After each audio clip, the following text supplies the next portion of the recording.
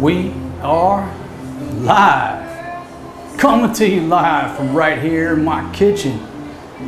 Man, oh man, took me all morning to get all this stuff set up, especially the technical part of this live stream. But I think I pulled it off, so I'm gonna wait till I see a comment come across before I proceed any further.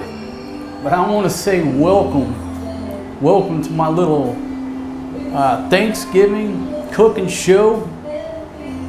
What am I cooking? I'm cooking shrimp, broccoli shrimp in a nice coconut broth. Folks, I got a plate full of vegetables. Spending Thanksgiving all by myself here in Southeast Asia, but I'm never alone. I'm never alone. All I got to do is fire up this live stream. Okay, I saw a thumbs up go up. Somebody leave me a comment so I can see it. So I got my laptop set up here. I got the camera up there. Man, I think that I am just, there you go. That's out of frame now. I think I have pulled off the stellar atmosphere. So somebody give me a comment. I'm gonna wait till I see a comment and let me know how is the video, and more importantly, how is the audio. So here we go. Okay, AICS USA, I believe. How you doing, my friend? Thank you for joining me during this beautiful live stream. And I'm gonna make the comments as big as I can. Okay, reporting good video and sound. Good morning to Chuck, how you doing? Robert.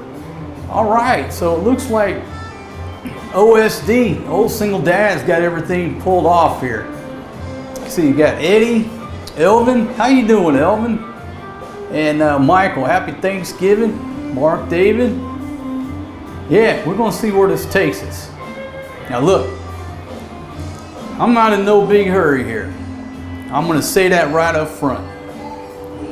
I'm in no big hurry. I might hang out in this kitchen for an hour, 2 hours, 3 hours, 4 hours.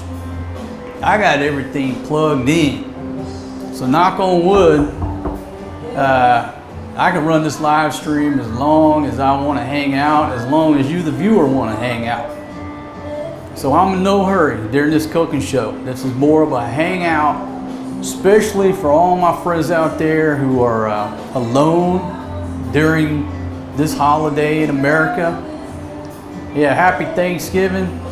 You know, Thanksgiving is a long weekend, so if you're alone, hey Jim, if you're sitting there petting your Labrador all by yourself, well now you're not alone. It's like that football club in England. What is it? Liverpool, right? In their slogan, you'll never walk alone. Well, guess what? You'll never spend Thanksgiving alone, because I'm here spending it with you. Now I realize Thanksgiving is tomorrow, but look, I'm on the other side of the globe. I don't have the little overlay, but what time is it? It's almost 10 in the morning. I jumped the gun a little bit. I like to be early rather than late. But I'm on the other side of the globe, so it's 10 in the morning here on Thanksgiving Day, unless my calendar is all messed up. So, who else we got here? Man, YouTube, when they change this up to where now I see your handles and not your screen names, and of course everything just runs together. YouTube needs to change that back, because I can't glance over there and, you know, see your profile name is easy. I'm looking at the handle. So happy Thanksgiving to everybody. I possibly may have a special guest joining us on this show. Folks, if I can pull off the technical part, Big Pumpkin is going to be a live special guest here on my cooking show. So that's what I've got in store. A little bit of cooking, just hanging out. Smoke my pipe. What am I drinking? All right, I'll say cheers to everybody out there. Let's see, we got the ugly tourists in the house. Thanks, happy Thanksgiving to you. Hey, awesome. 52 Victor. It's 10 p.m. on the East Coast. Okay, so it's you know, you flip the AM to the PM where I'm standing right now. I'm in Thailand. The Philippines is 1 hour ahead of where I'm at. Okay. All right. Let's see who else we got. Texas. Is that Texas checking in? Yeah, I've invited Big Pumpkin to the party. Hopefully she's coming. Now, many of y'all wonder what I'm drinking. Well, let me show you what I could be drinking, then I'll tell you what I am drinking. Okay? What I could be drinking is that bad boy right there. I talk about these all the time, folks. I got three of these beautiful cans, big tall, the tall ones here in my ref that have been in there over a year. And man, I get to partying by myself here. Boom! Super chat coming off the top ropes from Kuya Steve.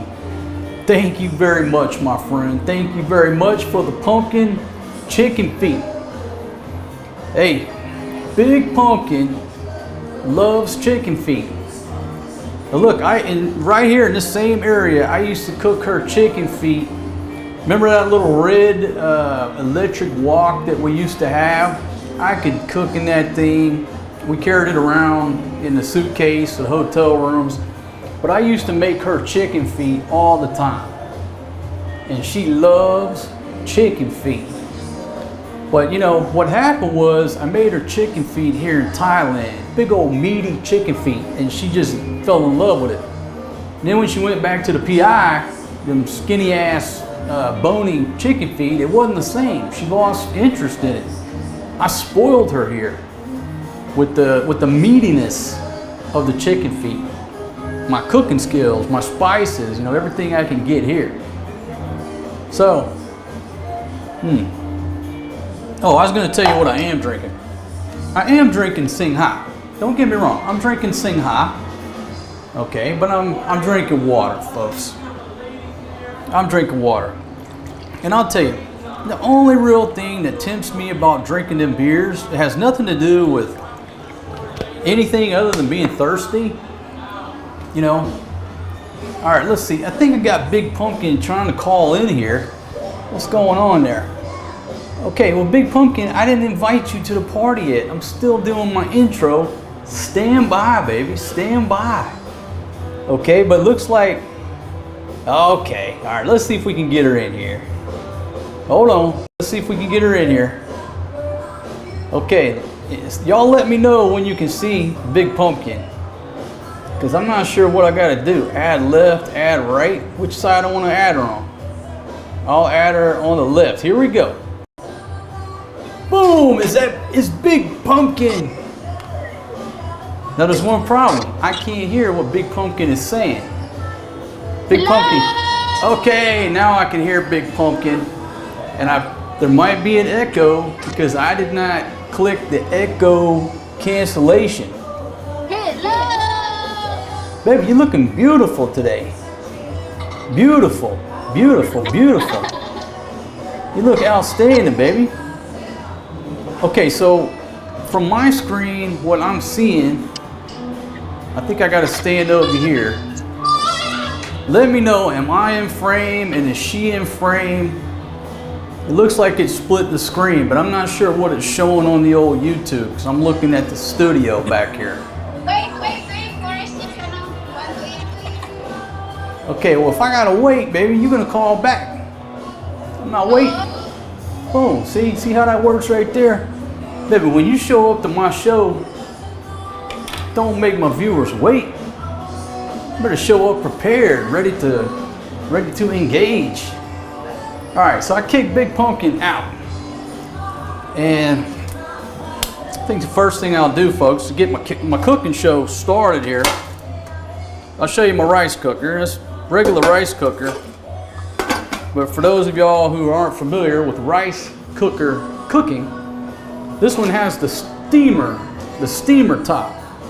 Now look, you don't have to use the steamer, you just put the lid on there as normal. But it's got this steamer top, You put that on there, and now you can steam stuff in the top of that bad boy. All right, let me see if I can get Big Pumpkin back. Maybe she's ready to engage in the conversation. Add left. Okay, are you ready now, darling? Yeah, I'm ready now. Boy, this just want to eat. Okay. All right, can everybody see Big Pumpkin? Yes or no? Because I'm seeing her back here, but I don't know what's going on the old YouTube. So somebody give me a yes, I can see Big Pumpkin, or no, I can't see Big Pumpkin. Yeah, rice is mandatory for Big Pumpkin. It ain't mandatory for me, but okay, she's back, so you can see Big Pumpkin. Big Pumpkin, baby, I got 2 sticky rice right here. Now, I didn't feel like cooking the rice, so I bought the sticky rice, and all I'm gonna do, well, you know, when I get done with the cook, is I'm just gonna throw the sticky rice in there and heat it up. Because the sticky rice here in Thailand is delicious. Okay, so it looks like we're doing good. Okay, Ugly Tourist is reporting that you can see her. Can you hear Big Pumpkin? Hello, everyone. And how's Big Pumpkin's audio? Is he good? Okay, and then one final question. How does the audio between me and her mesh? Is everything meshing well? Just keep me informed if there's any video or audio problems.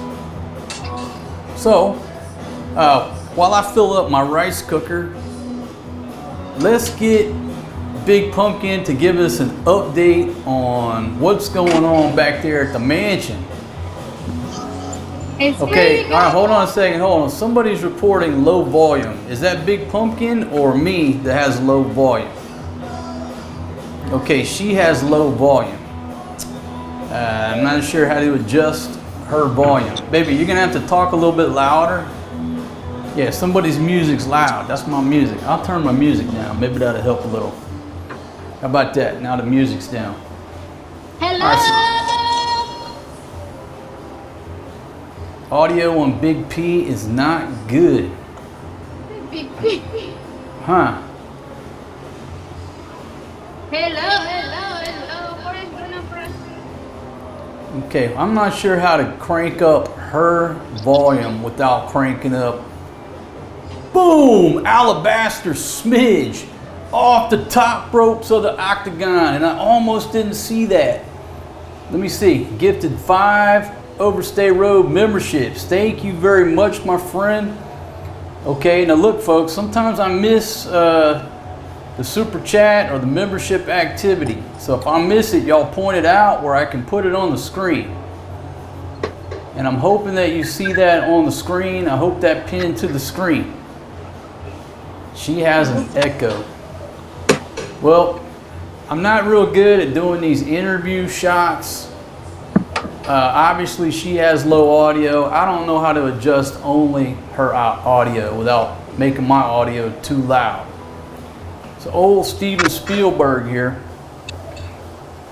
Okay, better. If I think I have slight feedback and echo. Maybe it's a setting on my end. So baby, give us just a quick update. Okay, different audio. Does Fatima have a microphone on? Voila. Baby, turn your volume way down. Turn your volume way down. Okay. You got your volume down? Can you hear me or no? Yeah. You got me? Yep. Okay. All right. Just give everybody a quick update on what's going on there.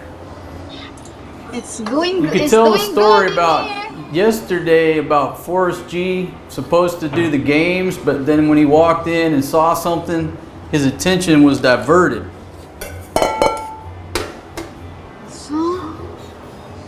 Baby, tell him about the street food. When Forrest G saw the street food. Hi, Forrest, you want to eat that?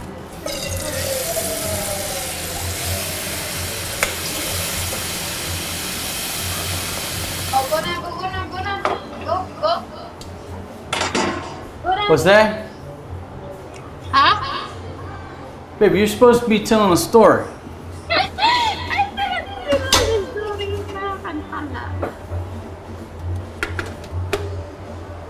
Fatima's always running her mouth until you put the camera in front of her face. Then she gets quiet as a church mouse. Okay, babe, just give us an update. Is everything okay there at the mansion? Yes, everything is okay in here. Everything's okay? Yeah, All right. I handle That's good. That's good. How are the Ciroc girls? Are all the ladies doing okay? Yeah, all of them is good. Good. Are they doing anything special? We still hang out every school day.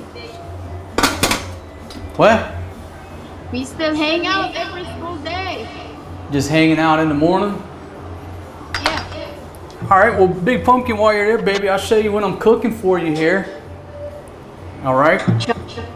Now look, I got everything on this plate, everything on that plate right there for 125 baht. And somebody said I said I got these shrimp for 150. No, I got these shrimp for 50. 50 baht, less than $2. There's like 8 shrimp. I deveined them, I peeled them, I did all that stuff. Most of the time I just throw them in there. Oh yeah. But I figured I would devein them. So I'm gonna get back to the cooking show. Big Pumpkin, looks like you're busy with the kids. You check in about 30 minutes because you're too busy over there. Okay, well, you knew you were coming on the show. Why we got like 10 rooms over there. Why didn't you get into a space? It's hot in there. I turned the aircon in here. Thank you very much for whoever said I look handsome. I sure appreciate it. And Fatima's microphone sounds like karaoke. There's got to be some type of echo setting that I missed. Let's see. I'm gonna see. Just a second. I gotta try to put this. Okay, I just added that to the broadcast. Does everybody see that? What I need is like I should have put a big TV in the background. I keep saying that every live stream. Bulldog's not coming. The bulldog's coming. No, she's not coming. Baby, what's the big problem with the bulldog? I mean, come on now. What's the world coming to when a man can't bring his girlfriend home after a night of party? What's the world coming to? My gosh, that's some rough corn right there. What I can do here? I need a coconut chopper. That corn is so fresh. My gosh. Take a look at that corn. 2 ears of corn was 25 baht. What is it? 75, 80 cents, something like that. Just beautiful, beautiful corn. Man. That thing's like cutting into my hand. I need something to help it out here. Old single dad to go to work. All you need. What are you going to cook? Baby, I told you I'm cooking shrimp. Cooking shrimp and broccoli. In the rice cooker? Yeah, in the rice cooker. Baby, you remember back in the day when we used to cook in the rice cooker in the hotel rooms and I had that electric wok? Uh-huh.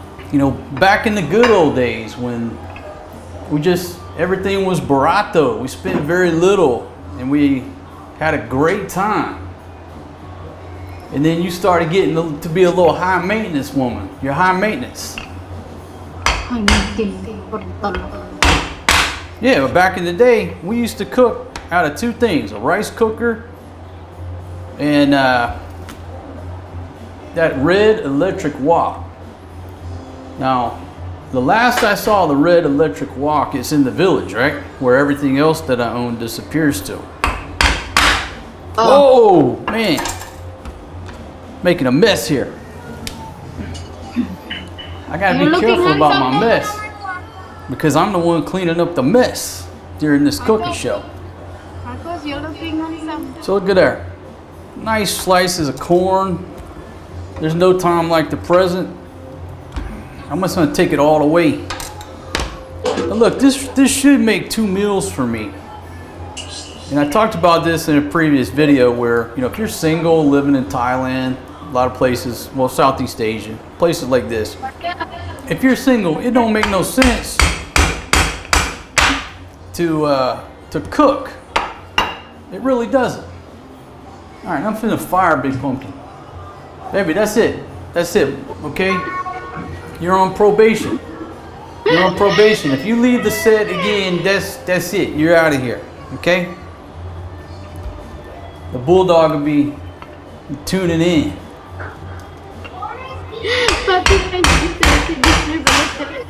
You gotta watch your ears. Watch your ears on the audio till I get this corn chopped up here.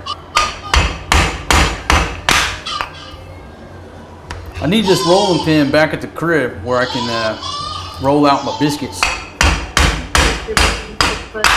Yeah.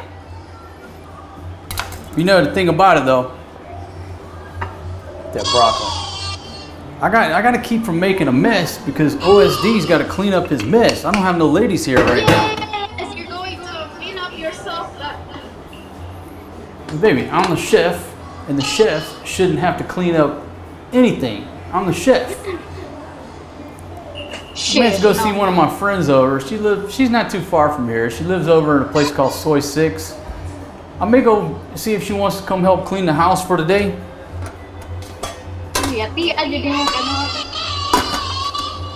All right, so look at there. The corn is successfully chopped.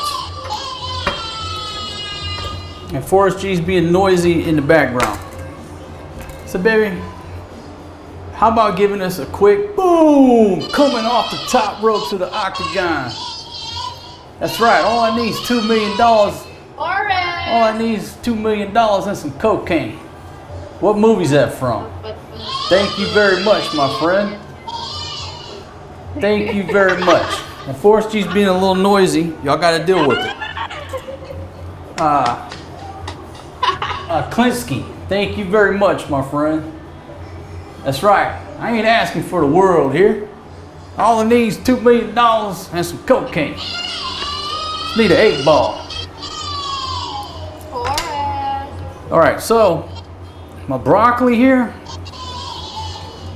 I got this stuff a couple days ago. I should have cooked it that night, but look at that broccoli. Broccoli's still outstanding.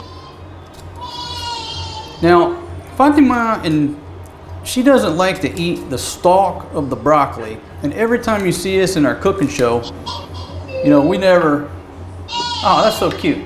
Baby, let me give you this flower, baby. Oh, come up here. Baby, that's for you. There's your flower, Fatima. She doesn't like to eat the stalk. Okay? But I'll eat the stalk. I'm gonna chop this up and I'm gonna boil the heck out of the stalk because I'm a redneck. I don't like to waste food. So I'll just chop this stalk up here. Baby, give us an update on the village. How's the village doing? Everybody okay in the village? Yeah, everybody okay in there. Are they having a big Thanksgiving dinner for Thanksgiving? I don't know. Now folks, if you ain't guessed it, you know, Thanksgiving is an American holiday. A lot of places around the world, most places, you talk about Thanksgiving, they have no idea what you're talking about. All right, so there's the stalk right there. Just chopped up that stalk. I'm not gonna waste it. It's going in the drink. Welcome to the party. Put a little salt up in here. Now, I forgot to buy my spices and my salts. Folks, I'm a one-man show. So the only thing I have is some salt. Put a little bit of salt in there. Salt it down a little bit. That's all I got. All I got is salt and peppers. I got plenty of peppers, so it's gonna be nice and salty and pepperish. But I forgot my sauces, I forgot my spices. Man, should have got my friend over here. All right, baby. I'm gonna give you a break. You look beautiful, but I'm gonna give you a break to. Why don't you take the children outside, get them some exercise, and we'll check in with you later when the audio is better. Okay? I already walked this morning. Okay. All right. Bye. Tell everybody bye. I can't figure out how to get rid of you. Oh, there it is. All right. You look beautiful, baby. You look beautiful. Okay, folks. Sometimes Forrest G gets excited. He gets fired up, and he's a little bit noisy. Let's see. Echo could be because television volume is high, or it could be one of the settings here. There was something about echo cancellation. I don't think I clicked it. That's probably what the problem is. Let's see. Good morning to Rome. Yeah, some good looking peppers. Kuya Steve. Oh, telling Fatima bye. Yep. We'll bring her back in a little bit. Let her get kids calmed down. Yeah, Fatima was looking haggard. She was very haggard. And I said, hey, look. Go in there. I don't know if I added that to the broadcast. My memory's not. Are y'all seeing that when I pin the super chat to the broadcast? Give me a thumbs up or a yes or no if y'all see that. All right. So, a little bit more salt on that corn. There you go, right there. I'll go ahead and put the corn over into the rice cooker, and I might not have room for all of it. I may be doing 2 cooks, but we'll just put that corn in there. And I got hot water, so I hope y'all can see that right there. There's 4. There's 5. Yeah, I think I got enough room for 2 whole ears of corn. Maybe not. I don't know if you can see that, but that looks like a 6-shooter. These guys right here might have to wait. They may just have to wait. What's cooking, folks? Cooking is not an exact science. It's an art form. I think people make cooking too complicated. You know, they sensationalize it with all these cooking shows like Gordon Ramsay and all that genre, you know. Oh my gosh, if you accidentally burn something, they're going to shame you till the end of time. I don't subscribe to that. You know, the best cooks in the world are grandmas. They didn't go to no cooking school. They don't have a cooking show. They're the best cooks. They just don't get credit for it. They cook every day. But what's cooking? You put the meat on the heat, you add some spices and vegetables. That's what cooking is. So don't be intimidated if you're not a great cook. It's not rocket science. Every time you cook something, you're gonna get something right, you're gonna mess something up. At least I do. But I get better every time. You know, us professional chefs, that's what happens. I'm gonna chop this broccoli up. Beautiful, beautiful broccoli. Now I'm gonna put most of it up there in the steamer. But since space is a premium in the swimming pool right here, I'm gonna throw a couple of florets of broccoli down below. So I got broccoli and corn in the swimming pool right now. But again, I forgot to buy any spice. So I just got to go heavy on these little peppers right here. Now, folks, I'm not seeing all your comments because I'm actually focusing on some cooking activity right now. Let me go back. Tuning in from California, Catmon, how you doing? Happy Thanksgiving. Let's see. Fatima was looking gorgeous. Yeah, I'll have to work on that. We'll have to. I'll have to work on her interview, and folks, I can send anybody that link. I just send you the link. It's one click, and boom, you can be on the show. And maybe I should do that. Maybe I should start taking some guests the problem is, you know, it's always a risk. What if you get that crazy guest on your show that, you know, I'm not paying attention, I'm cooking. So if I let somebody join the broadcast and they do something really crazy or off the wall, I mean, I'm left holding the bag. So I can't just put it out there and say, hey, the next person that wants to join the show, oh yeah, some peppers on there. What I need is a film crew. I've been saying that for years. I need a film crew. Just waiting on Hollywood to call. Yeah, so what I'm doing now, I like everything that I cook spicy, but the old lady and the kids don't. Now, Forrest G eats some spicy stuff. He don't complain, he just drinks a lot of water, right? But when I'm cooking for myself, I like making everything spicy. So that's gonna be my spice. Maybe a couple more green ones. And if y'all have seen me cook the creamy Diablo, I like making that spicy pizza. You'll have to go back and check out those videos, but I make a dish called a creamy Diablo. Absolutely delicious. But if you put all these peppers on there, I ain't gonna lie to you, I mean, they're hot. So, you know, some people, they're not down with that much spice. And even me, if I eat too many of these peppers, you know, at night, you gotta go shit in the creek. All right, we'll add a little bit of green. A little bit of green to it. So people say, how much do you put in there? I don't use recipes or measuring or anything like that. Never have. I know that's not good for you trying to learn my recipes. But I think that's enough pepper for now. I got 4 little onions. Now I go big on the onions. I don't know about y'all, but I'm big on the onions and the garlic. And man, I forgot the garlic. Oh my goodness. I forgot the garlic. How can you forget the garlic? And what else? I forgot the garlic and the spices. It happens. You know, when you're trying to roll by yourself, by your lonesome.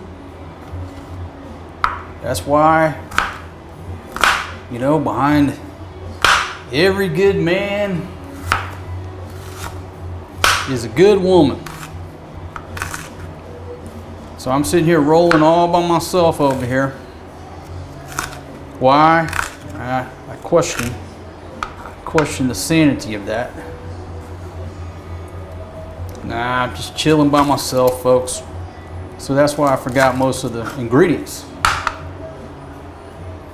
Yeah, Jim, that creamy Diablo is pretty crazy, but if you like spicy stuff, it's an easy dish to make. And for me, it's absolutely delicious. Absolutely delicious. But you really gotta love the spice. I mean, jalapeno peppers, they're nothing to me. I mean, I eat them things raw. There's no jalapeno pepper that I consider too spicy. So I really like the intense spice, but that's just me.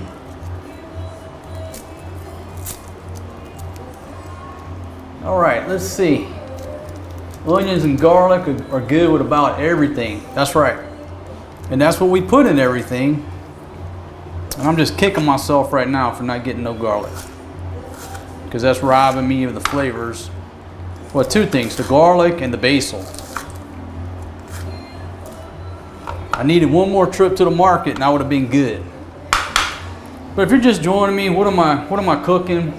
I got 8 shrimp right here, and I already peeled and deveined them.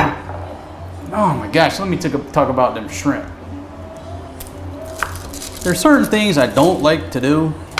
I guess I'm getting old and ornery. I don't want to say lazy, I'm not lazy, but I don't like to chop up garlic, and I don't like to clean shrimp.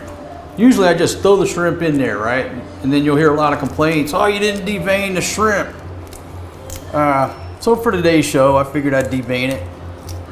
So I'm sitting there talking to Big Pumpkin, and I just wasn't happy. I was grumbling, having to clean those shrimp. I'm the chef. I shouldn't have to clean those shrimp. All right, so there you go right there. 4 little onions chopped up. Oh, and I guess I'm doing it all wrong. For the theatrics of it, let me give you a little. There we go, right there. Okay? Take you 6 months in school to learn how to do that. What I'm going to do, I think I'm going to 50-50 it. I'm going to put some up top and put some down below. Okay? So you guys get into the swimming pool there. I'll keep these up top with the broccoli. But I'm not done. I still got a bell pepper.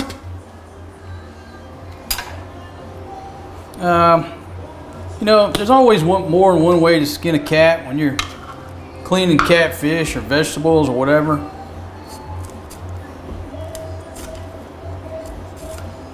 Sometimes I just cut these things in half. But it ain't rocket science. Not an exact science, it's just an art, right?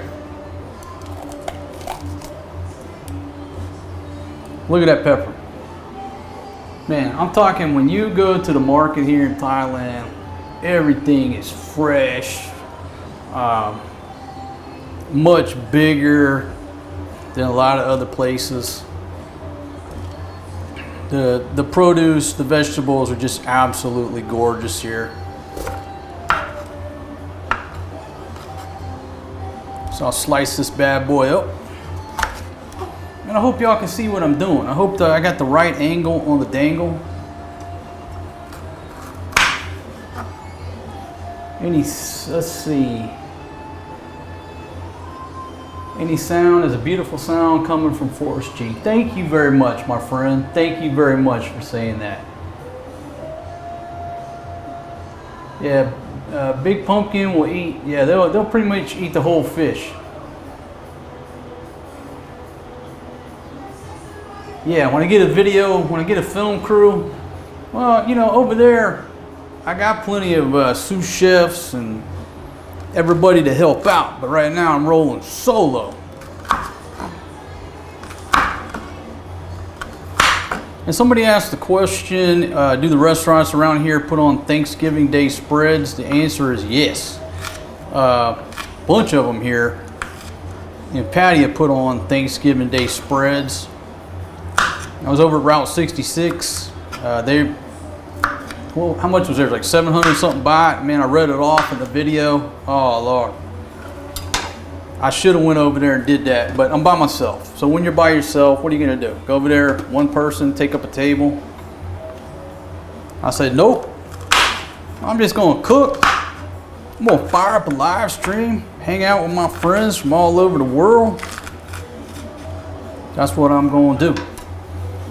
All right, so there you go. A little red pepper going into the pool, and the swimming pool is getting filled up. I put too much water in there. I put way too much water in there. I'll tell you what I'm gonna do. I'm gonna leave that lid off and let some of that water just boil off. So I got 2 pieces of corn left over. And these tomatoes, I'm debating what to do with the tomatoes. I think I'm going to throw one in the drink, and I'm going to keep one for fresh vegetables along with the cucumber. That's what I'm going to do. So one is going downtown just for that flavor. Slice this thing up. It's Pablo Picasso style. Hey, you know what? That knife just ain't getting along with me. Old single dad's replacing that knife. You're fired. And this little serrated jewel is hired. See? Much easier. Much easier with the serrated steak knife, little steak knife. That thing right there is giving me too much grief. All right, so a tomato going into the drink. Oh, yeah.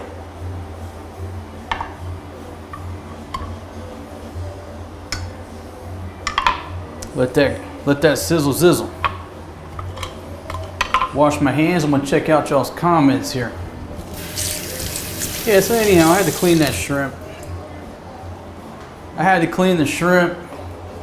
And you know, when you're pushing the buttons on all this technical equipment, your hands smell like shrimp.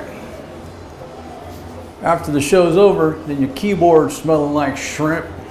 My goodness. So let me go to some of your comments. Okay.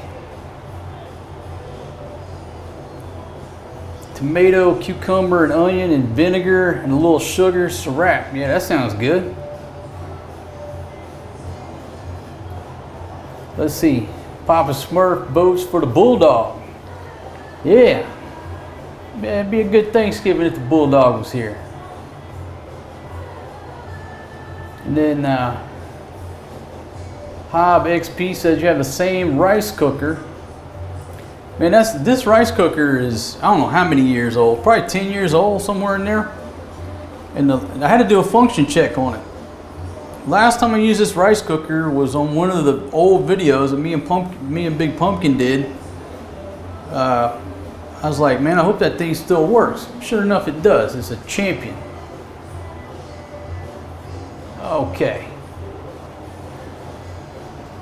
Somebody tell me, because I can't see, it's too small. How many folks do we have here? Hey, happy Thanksgiving.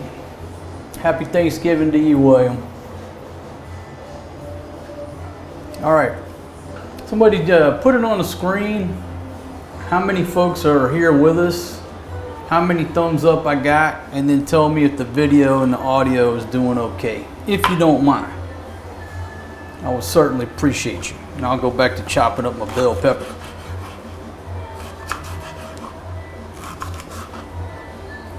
If you're wondering about the music, it's my playlist. This is off my playlist. This is a video I filmed over at a place called the Hard Eight Saloon here in Patia. It's a Filipino band. Excellent band. When I was back here in August, we went over there to try to find them, and they don't have the band over there, at least in August they didn't. They don't have the Filipino band or any band at the Hard Eight. They moved to Country Road over in Jomtien. We were gonna go over there and watch them, and then we got sidetracked and it just didn't happen. Should I keep these on the raw plate? Maybe I do. Wash off this plate. Anyhow, if you're looking for some great songs just to hit play, they're about hour, 2-hour videos, check out my music playlist. Okay, 114 folks here now with 51 thumbs up.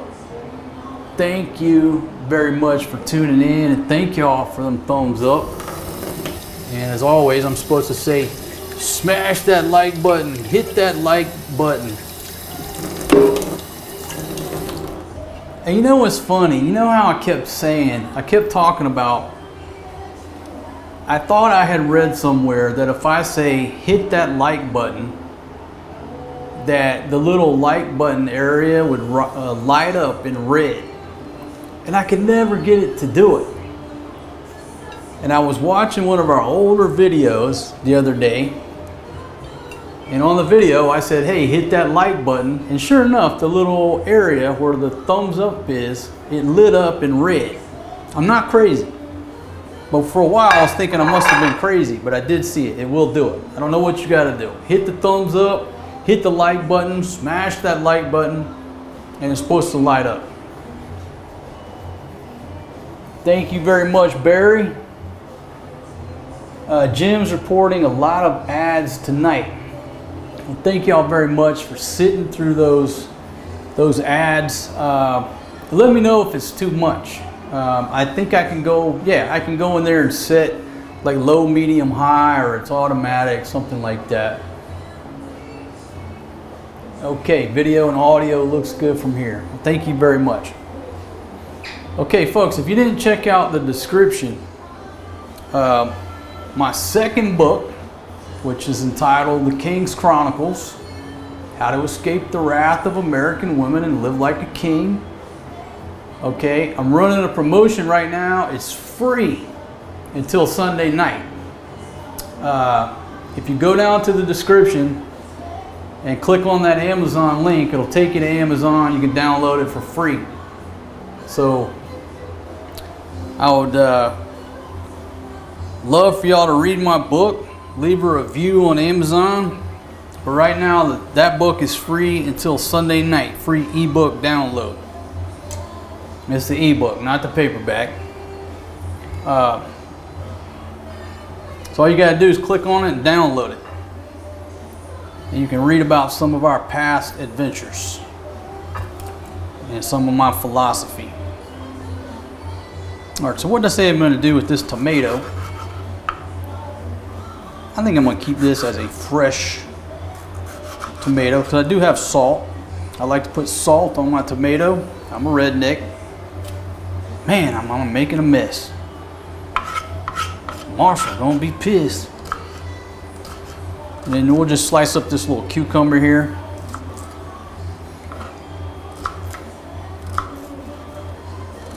When I go get I spend about $3 a meal here in Thailand. Just talked about it on a video. When I go to my little spot across the soy,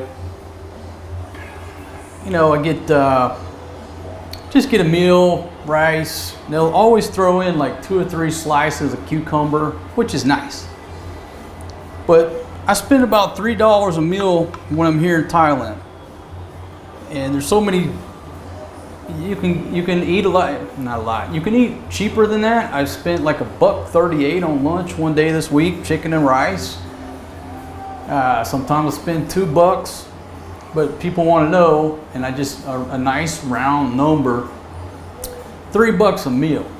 A lot of times when I'm here, I eat once a day. It's just what I do. And so there are days here that I spend $3 on food, maybe another $1 on, you know, a couple Cokes or whatever. $4 a day, and I'm eating like a king. How much was all this? On the video, I think it came out to less. It was less than $7.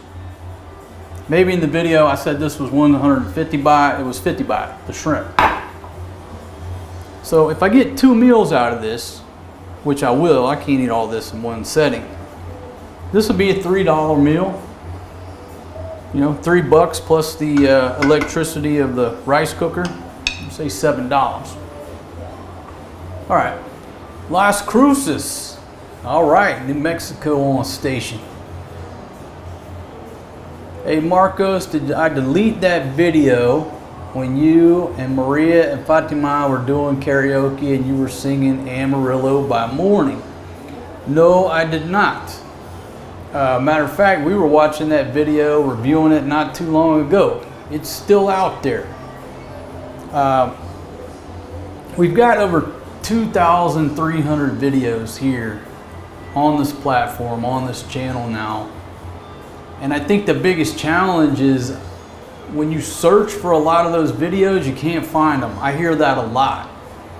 It's easier, like how I search for videos, I go to my website. Every time I post a video, I make a post on the website, and my website searches, you know, it's 100% reliable, where YouTube is not. So if there's a video that you can't find, go to my website, and links down in the description. Go there and search, and a lot of times it'll pull it up. You know, 2,300 videos. What I need to do, admittedly, is to organize the videos in a more efficient manner. And some people have suggested, boom, Victoria, thank you very much. Thank you very much. I hope you're doing well. And hopefully that just got added to the broadcast. I keep clicking the add to broadcast, but I can't see it. Thank you very much, Victoria.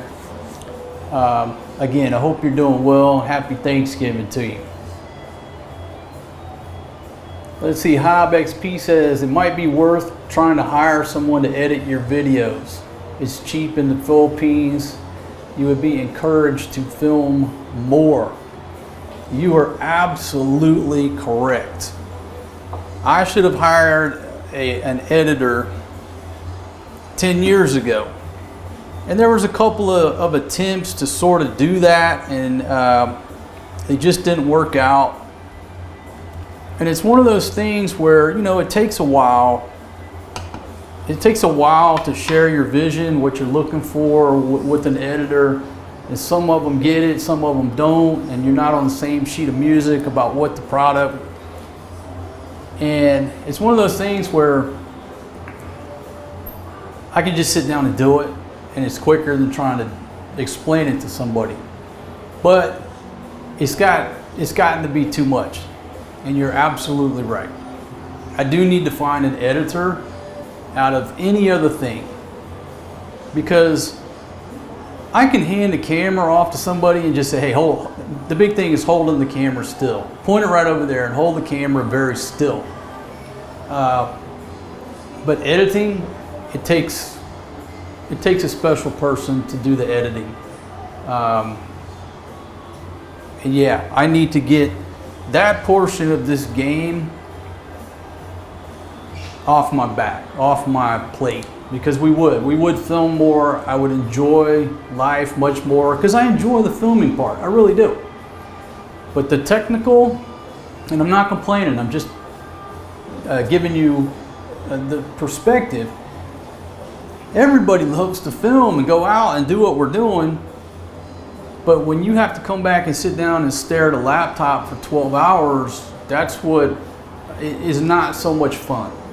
And again, video editing, my hat goes off to all the professional video editors out there. I know the basics, but it's a 100% concentration job, 100% of the time, or it doesn't get done, or it doesn't get completed. You know what I mean? So yeah, I need an editor. I need to find me an editor.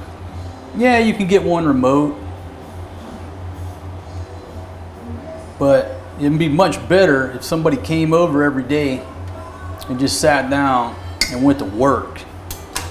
Or at least you can meet with somebody once a week or something like that. So I've got everything going to a boil here. Smells delicious. Smells wonderful. And what I'm gonna do is split the shrimp. Now that I think about it, I'm gonna save half the shrimp to steam up the top, but I'm gonna put half of it down here in the drink. So hopefully you can see that. Why not? There you go, I just split it. So you got shrimp down into the drink. You just let that bad boy cook. I'm gonna let the water boil off for a little bit before I add the coconut. Yeah, just let that dude cook. Yeah, I'll cap it. Need the temperature up. Okay, so back to your comments. Okay, why can't you just film and not edit? All right, that's a good question. Remember, like, maybe some of y'all, well, most of my viewers are my age, our generation. Remember back when camcorders first came out, and you go over and watch somebody's home video, and it's like 3 hours of nothing. Well, the problem back then, when nobody wanted to watch, and now they do, is there was no editing. So, for example, if you film for 3 hours, you're gonna edit that down to an hour or 45 minutes. You got to edit, you got to take out the fluff. And it's an art. Where what you're saying, why can't you just film and not edit? That's called a live stream, what I'm doing right now. It's a totally different dynamic. People will watch live streams for a much longer time, and it's obviously not edited. This is real life. I'm really standing here. Okay, this is from my kitchen to your screen. One of the reasons that I do love the live streams is because I can sit here on this stream for 2 hours, 3 hours, 12 hours, it don't matter. And when I say, you know, goodbye everybody, have a good night, and I hit that end button, I'm done. There's no editing. I'll go back into the video and just make sure how it looks and, you know, make sure spot check it.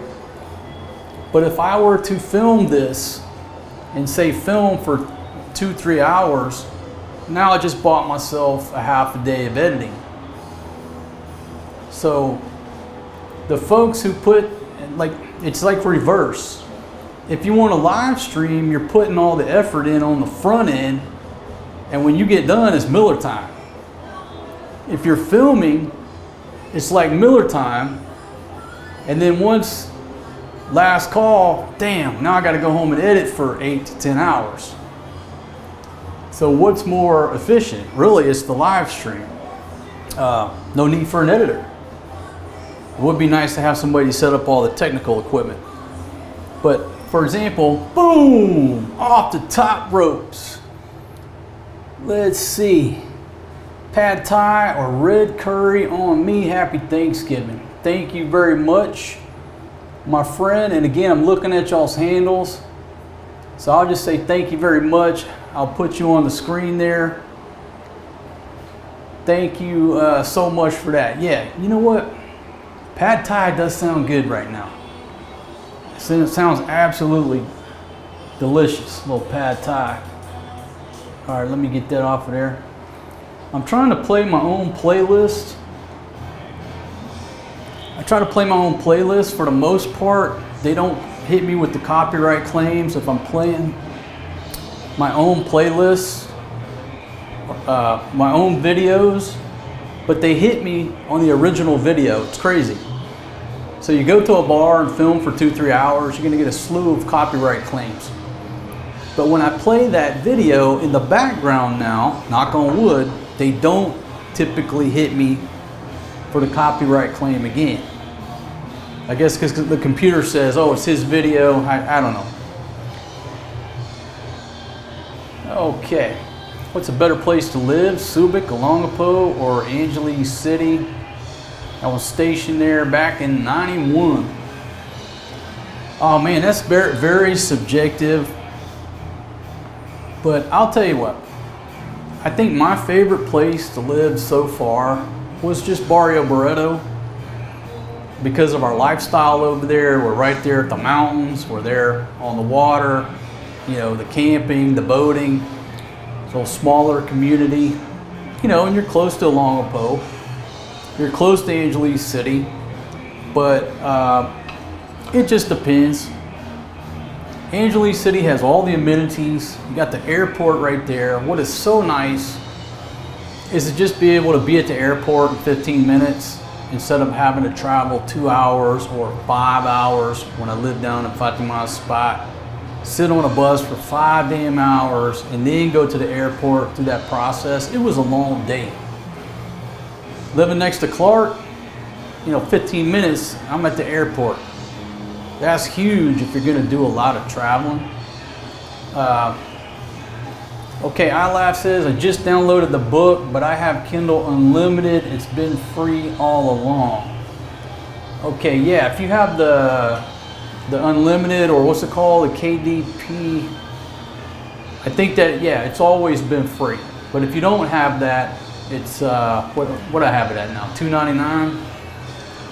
But I can run a promotion for like 5 days at a time. That's what I'm doing now. So if you're interested in reading my book, click that link down in the description. You can download it for free. Okay, Jordan says, I think you deleted the video of y'all doing karaoke. It says the video's been deleted. No, man, that thing should not be deleted. Thank you for bringing that up. And after I shut this stream down later on, I'll go in there and check it. Okay, so the rice cooker over here, the shrimp soup is rolling. It is absolutely rolling. I got a rolling boil going on. Looks absolutely just outstanding. Now I'm just going to keep letting it roll. Just let that thing keep going. I want to boil off some of that water. I put way too much water in there. So just let that thing boil off. Again, if you're just joining me, folks, I got plenty of time. I'm not in no big hurry. This is more of just a hangout show. If you're alone on Thanksgiving, now you're not, because I'm here with you. You know, I might be alone here in this crib, but I got 100 or so friends, y'all hanging out with me. All right, watching from Guam. About due for a short flight to the PI. Yeah, there you go, quick flight from Guam. Are you going to have a question and answer exam to see if we actually read the book? Oh man, that's on you. But I tell you what, if you're going through a divorce,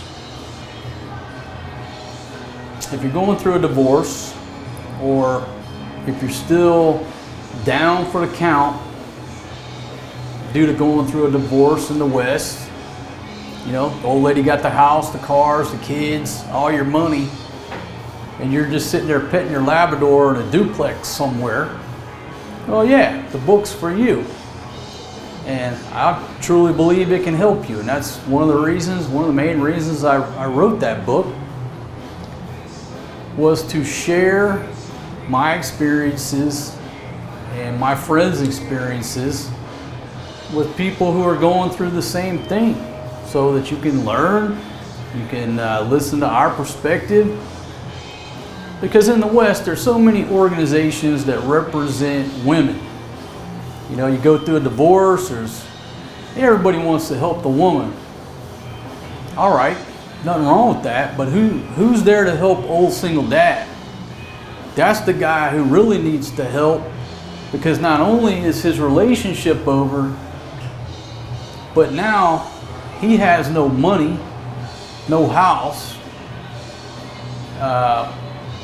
gets banished from seeing his kids every day to being the weekend dad every other weekend, 2 weeks in the summer.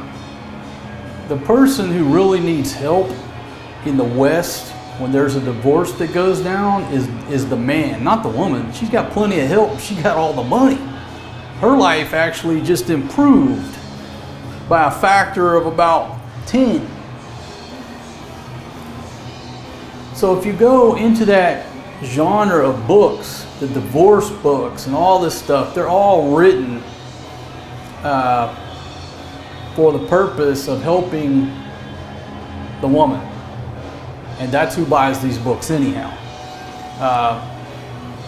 So it makes sense.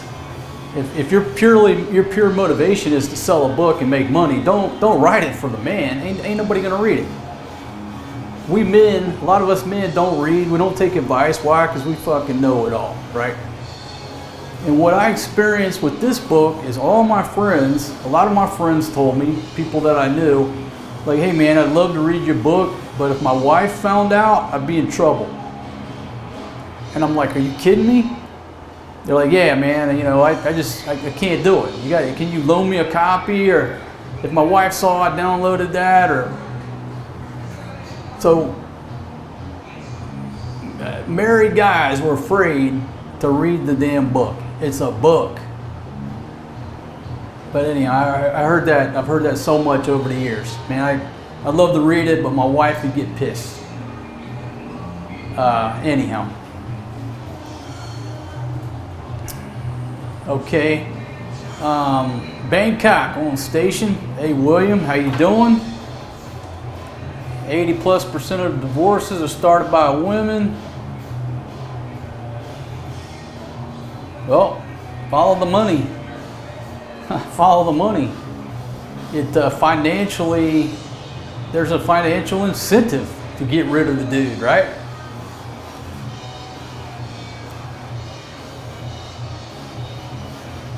Thomas, how you doing? Happy Thanksgiving. Hope you and your family are doing well. Let's see, Joe, Debbie, are you using a rice cooker? Absolutely, man.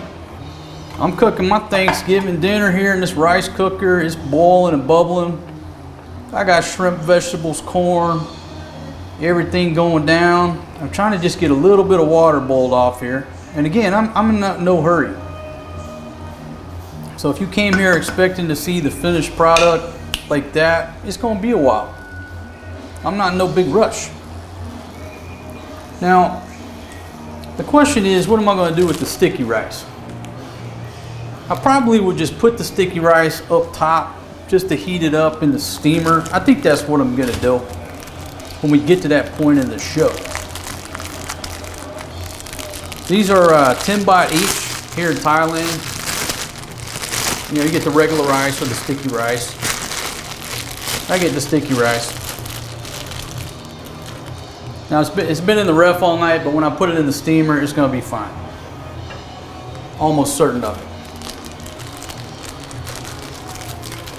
Yeah, but like this week, I go pick up a piece of fried chicken for 25 baht. Sticky rice for 10, that's 35 baht. That's right out of US dollar.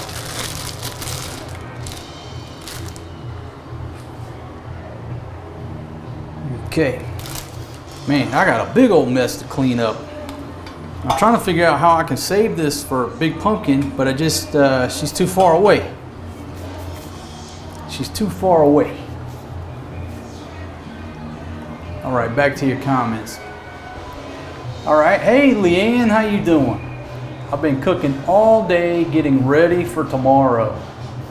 Awesome. I hope y'all have a great Thanksgiving there. Yeah, you can cook all kind of stuff in a rice cooker. I mean, you know, perception is it's a rice cooker, but basically it's just a self-boiling pot, right? And with this steamer attachment, you know, you can just do a whole lot more with it. Whoa! Now my floor's wet. Ocean's gonna get me. Yeah, so I got some coconut. I'm about to throw the coconut milk in there. I was just gonna get a couple of fresh coconuts, but the dude was busy, so I was like, okay, I don't want to wait on him. So I just picked this up at 7-Eleven. Hey Carla, how you doing? I told Fatima that your black shirt does you well, boss. You are looking spectacular with your sober life. Thank you very much, Carla. Thank you. The Lord wanted you correct before the kids got too old. I truly love your family. Thank you very much. Hey, Kevin, how you doing? You boiled everything you cook. Maybe not everything. Hope you're doing well over there in Beloit Beach, man. We got to come over there and see you, brother. I miss hanging out with you. I miss barbecuing right there on your patio. Folks, y'all want to see it. Y'all got to go back and look through some of those videos when we were over at Kevin's spot. Man, he's got a proper kitchen, all the spices, smoker. I miss that cheese, man. I got to come over there and get some of that smoked cheese. Yeah, well, as soon as I get back, I'll make Fatima and the kids some type of little Thanksgiving dinner. But remember, you know, it's hard to explain to them the spirit of Thanksgiving. Pretty much what they know about Thanksgiving is every year the Kano starts looking around for a turkey. I mean, if you sat her down and say, what's this? Explain Thanksgiving. She'd be like, I don't know. But every year that damn Kano starts looking around for a turkey. Let's see, Rome says I'll be checking in the Conrad Manila next June and will mention your name so that I can get a discount. Yeah, mention my name. Every time y'all go to Conrad, tell them Marco sent you. And I'm gonna hit the Texas Roadhouse at the same time. Right now below. Yeah, absolutely. Best place to stay in Manila, specifically at the Mall of Asia, is the Conrad. Yes, it's a 5-star hotel, but it's the overall experience and the location. It's a beautiful hotel, but you're right across from you know, the bay with all the stuff along the bay. Right down below is a Texas Roadhouse. There's a Buffalo Wild Wings. There used to be a Red Lobster, but it's no more. But anyhow, best place to stay if you can swing it is the Conrad. Yeah, I can't recommend the place enough. Is it cheap? No, it's a 5-star hotel. But the thing about it is everything there is within walking distance. You got the Mall of Asia, you got everything. You got all these restaurants. So when you post up at the Conrad, your transportation costs go down to zero for like everyday life things, where if you stay somewhere else where you're constantly taking a Grab or constantly taking a cab, and then next thing you know you're spending 20 bucks a day on cabs or what have you. Okay, well you recoup that money staying right there at the Conrad. Factor that in. Yeah, they got turkeys in the Philippines. You know, our neighbors where we used to live down there, a dude had a few turkeys. But make sure you lay eyes on the turkey. Because one year, I saw this guy over in Subic that had these real turkeys, right? And matter of fact, Kevin, you were there that day. The guy had turkeys, but we waited till the next day to get them. And we sent somebody to go pick up a turkey, and they came back with he said it was a local turkey. That local turkey was like rubber. It was skinny. It was, I don't know what it was, but it wasn't the real turkey. So if you're gonna get one, line it up. You know, line it up ahead of time. Find somebody that's raising some turkeys, and I'm sure you can get them over at S&R.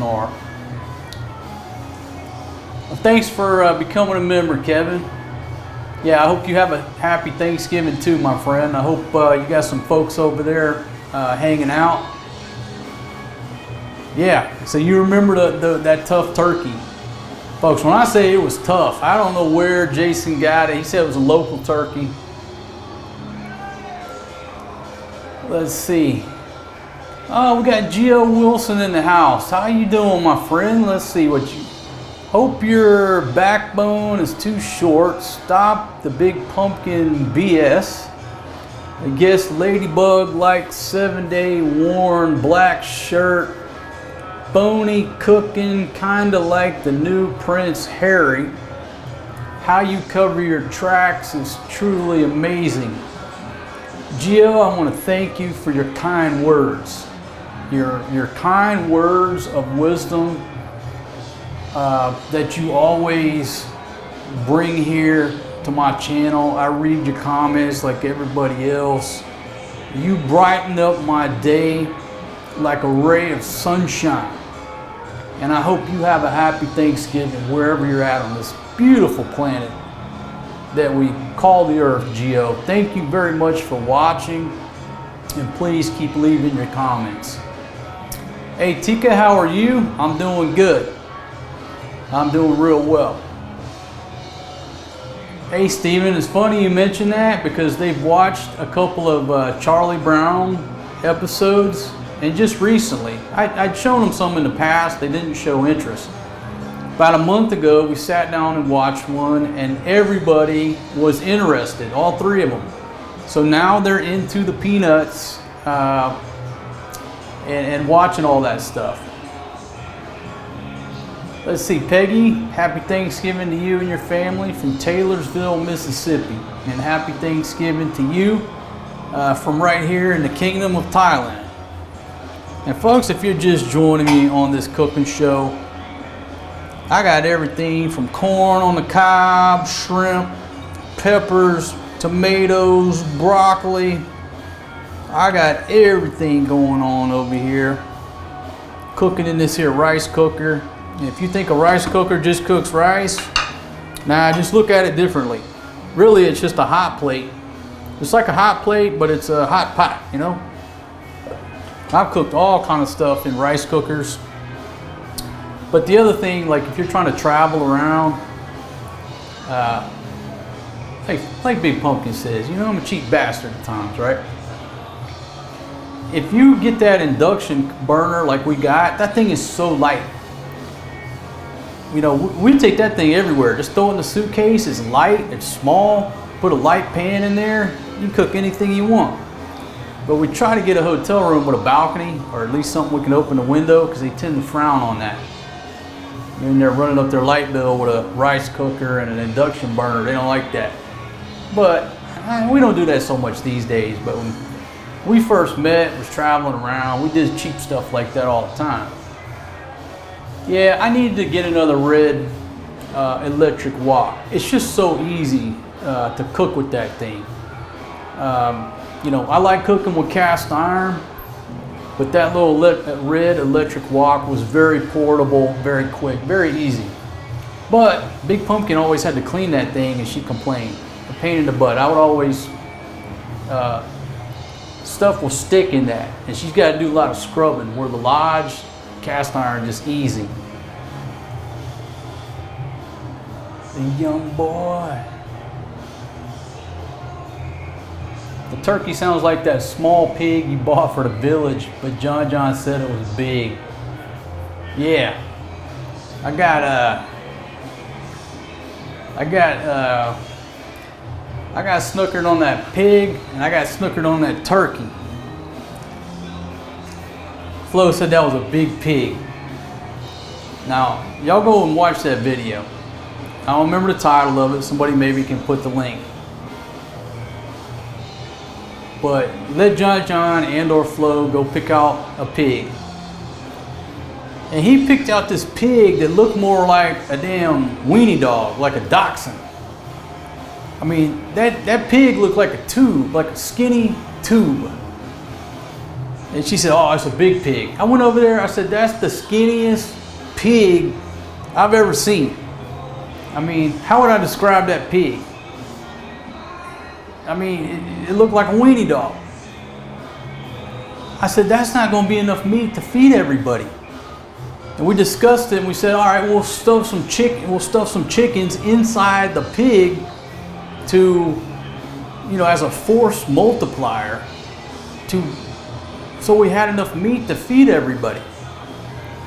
So I can't remember if he put 2 or 3 or 4 chickens inside there. Maybe it was 3. If he hadn't have put those 3 chickens inside there, that skinny ass pig would have just collapsed, like your bread, like your cake just collapsing. That's the skinniest pig I've ever seen. I don't know where he got it. It was a last minute deal. I mean, hey, you know, maybe he had a hard time finding it. And he knows about pigs.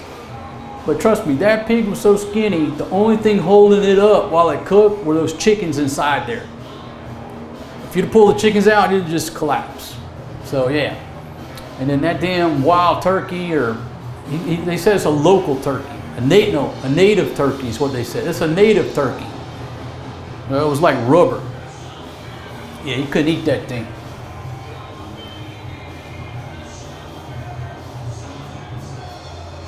All right. Still cooking away. Just still cooking away. A little bit more. I'm going to add the coconut. And once you add that coconut milk, I guess it's anything with coconut. Man, I forgot the ginger too. But you add that coconut milk, this whole kitchen will smell so wonderful. And if I had some ginger, it'd be even better. Yeah, it was a malnourished pig. It just wasn't, it was like Janet Reno. If something wasn't right about it, you just don't know what it is. Yeah, the pig was anorexic. Okay, Charles, how you doing? Said, like the watch? Is it real? Well, it's a real watch. It's not a Rolex. Maybe that's what you're asking. A lot of people mistake this as a Rolex, but it's not. It's made by a company called Wise, and it's made right here in Bangkok. And this watch was courtesy of my good friend, Crazy Mike. Shout out to you, man. Everybody loves this watch. But it's made by a company called Wise in Bangkok, and this is the Hitman model. Just too perfect. I love it. It's just a beautiful, absolutely beautiful timepiece. And it was perfect timing. Is that a pun? No pun intended. It was perfect timing because when I left America, I stopped wearing a watch. I didn't wear a watch up until, what, 2 years ago. Just didn't need a watch. I had a couple watches, but they were broken. But what happens is, when you have kids, you have to go back in time. You got to get back to being married to time. Before kids, living in Southeast Asia, I didn't need a watch. I didn't need to carry a cell phone every day. Okay? But when you have children, like right now, I looked at my phone and I realized that every day I set 5 alarms just for the kids' school schedule. 5 or 6, maybe it's 6. So if you retire and you don't have kids, you don't need a watch. You don't need a phone. But you mess around the house with kids, yeah, you better get you a damn watch. And thank you very much. Goes out to Crazy Mike, man. Thank you very much. And I tell you what, if you want to give somebody a gift where they think about you about 50 times a day, you buy them a watch. You buy them a watch that they're going to wear, and they'll think about you 50 times a day. Every time I check the time, I'm like, damn, man, I love this. Holy shit, it's a nice watch. So thank you very much, my friend, if you're watching. Hope you're doing well, too. How much is a condo in Thailand per month? Man, the sky's the limit. The sky's the limit. You know, you can get such a nice place here at a great price. I don't even know where to begin. Whereas, if you want to compare it from here to the PI, you're going to find a much nicer place here, much cheaper. Your electric bill's a lot cheaper. There's just, you know, so many places, so much to offer. So I don't even know. I couldn't even put a number on it, man. Somebody in here will know. But in my opinion, everyday life here is cheaper than the PI. So, folks, it's starting to smell. It's starting to smell, but I like to cook my stuff. I think the only thing that we're waiting on really is corn. I don't know, how long are you supposed to boil corn? When I cook, I don't get in a big hurry. I just don't get in a big hurry. Matter of fact, I might just add the coconut milk right now. That's my cooking style. That's why I sort of miss drinking, because when I'm cooking, I'm drinking, I'm talking, I'm filming, I'm laughing, I'm listening to music. I don't get in a big hurry. Or Big Pumpkin, when she gets hungry, she wants to cook and eat within 20 minutes. Or we clash. All right, so it's just a thing, coconut milk. Just pour that in there, creamy it up, change the flavor. That's just absolutely beautiful. Anytime you add coconut milk to a dish, it just becomes beautiful. And we'll let that sizzle for a while. And then while it's doing that, some steamer portion. Whoa! I'm just gonna start laying out my broccoli and my shrimp that's gonna go in the steamer. You know, so I got a little different. I got the soup, I got the steamed broccoli and shrimp. A little variety going on.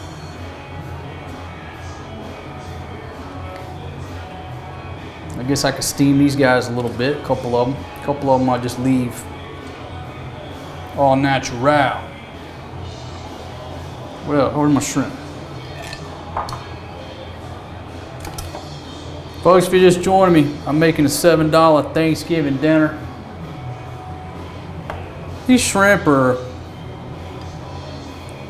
for here I'd say they're small. For the PI I'd say they're medium. But I only paid 50 baht and I got 8 or 9 of them. Why'd I do it? For the purpose of the show. I was like, how many can I get for 50 baht? I had a 50 baht bill in my pocket. I said, how much can I get for 50 baht? Boom, give me 8 or 9 shrimp. All right, that's enough. Okay, Terlingua, Texas on station. How you doing, Daryl? How you doing, Todd? And power into PI. Man, they charge you everything they can charge you. My gosh, electricity over there compared to here, it's just like night and day. Yeah, they have about 10 different taxes and fees that they add to the electric bill in the Philippines. Yeah, you look at that bill, you don't even know what the hell, you just pay it. You get tired of trying to figure it out. And that reminds me of a story about my buddy Dennis. May you rest in peace, my good friend. So let me see if y'all can see that right there. Trying not to drip on the keyboard right below us. There you go. So that's just going to be the steamed portion of my Thanksgiving dinner. And again, I'm just going to take the sticky rice and put up there and steam it. Been in the ref all night. No big deal.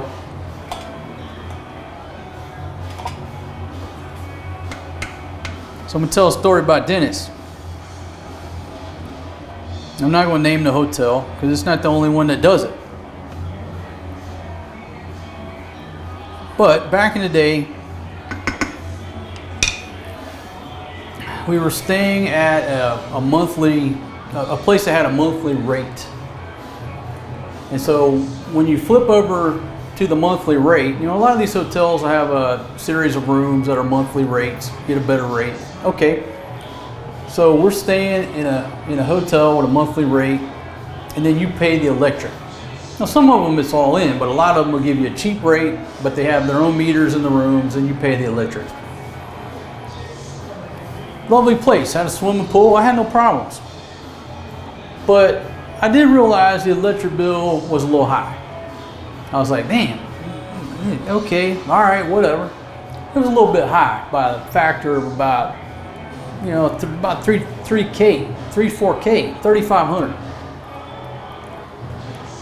So one day Dennis comes knocking on my door, and he's all pissed off. He's all flustered. I mean, he is pissed. Looks like he just, you know, was lost on a deserted island somewhere for 3 days, and he just swam, you know, 50 kilometers to get there.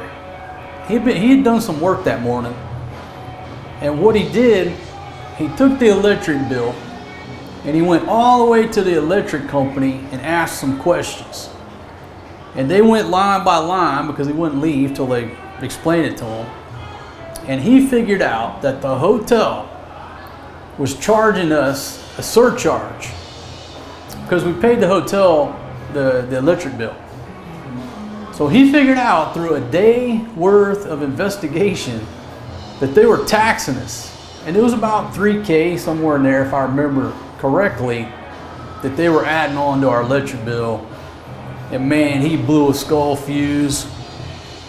He would not let it go. You know, my opinion was, all right, man, let's just find a new place and roll out. You know, if they're taxing us on it, let's just, no, I'm getting my money back. How do I make a long story short? He raised such hell that when I went down there, they were just asking me to please get the guy out of here. Just please move. Please help us get this guy out of here. Make him leave. We'll pay him whatever. Just make him leave.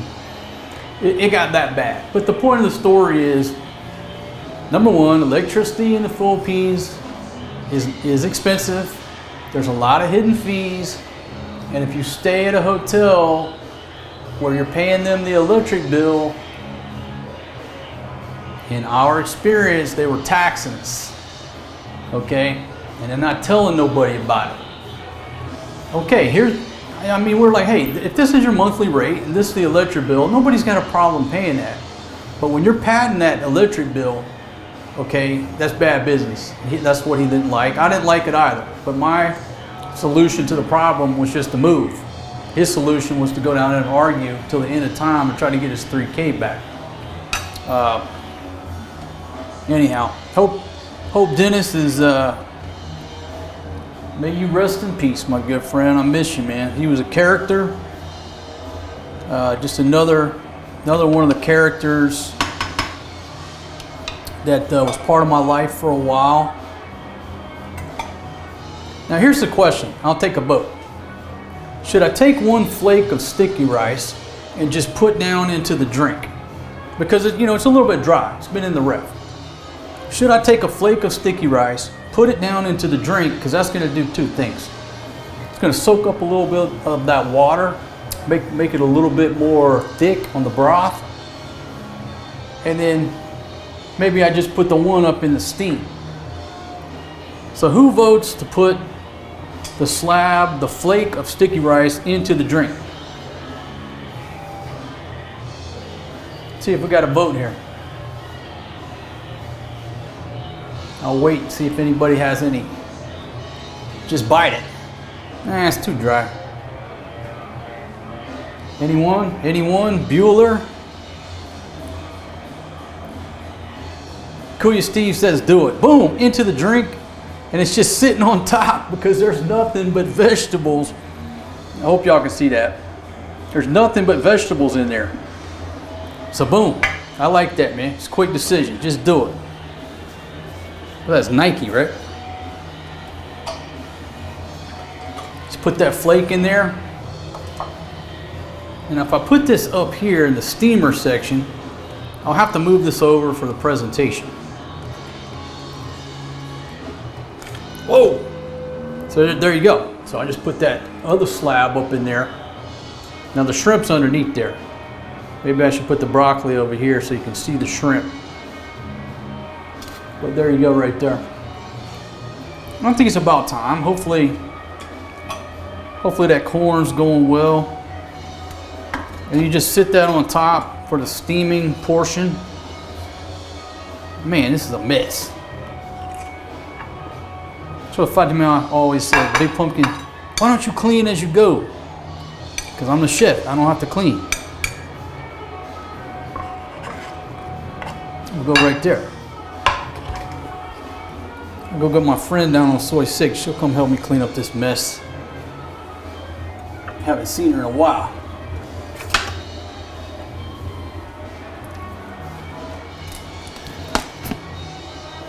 If you want to know what I'm drinking, you're just joining me, I'm drinking water. Let's see. Is that Nifty? How are you? Add one to the soup. All right, I'm glad you're in agreement, my friend. Jim said to steam both. Too late, man. Okay, it's going to be gummy. Yeah, it could be gummy. You know, it's a good question. I'm not an expert on cooking sticky rice. That's already cooked. I got it last night. Been in the ref, so it's a little dry. So I'm just stick it in there. But again, what is cooking? Cooking is, I mean, there's science to it, obviously, but it's more of an art. It boils down to, you put the meat on the heat, you add some vegetables and spice, and out comes whatever. So I can just report right now that this kitchen smells absolutely delicious. And everything that you see there that's inside that thing is $7. I'll get 2 meals out of it. No problem. I get 2 meals out of it. You know what? I just throw this corn in there. It's not going to cook, but you know what? I'll get a head start. Get in there. I got plenty of peppers left over. I guess I could chop up these peppers. Man, what a mess.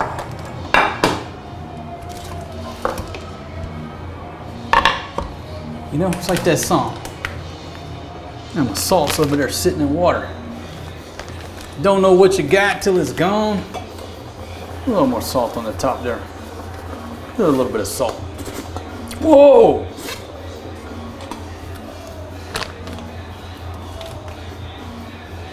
The fact that I've got to clean this up just makes me appreciate Big Pumpkin so much more. Baby, if you're listening and you're watching, I really appreciate all the cleanup work that you do when I'm cooking, because I got a mess to clean up. All right, so I'll chop that up in a second. See, with the electricity that high, can't imagine cooking a big turkey in the oven.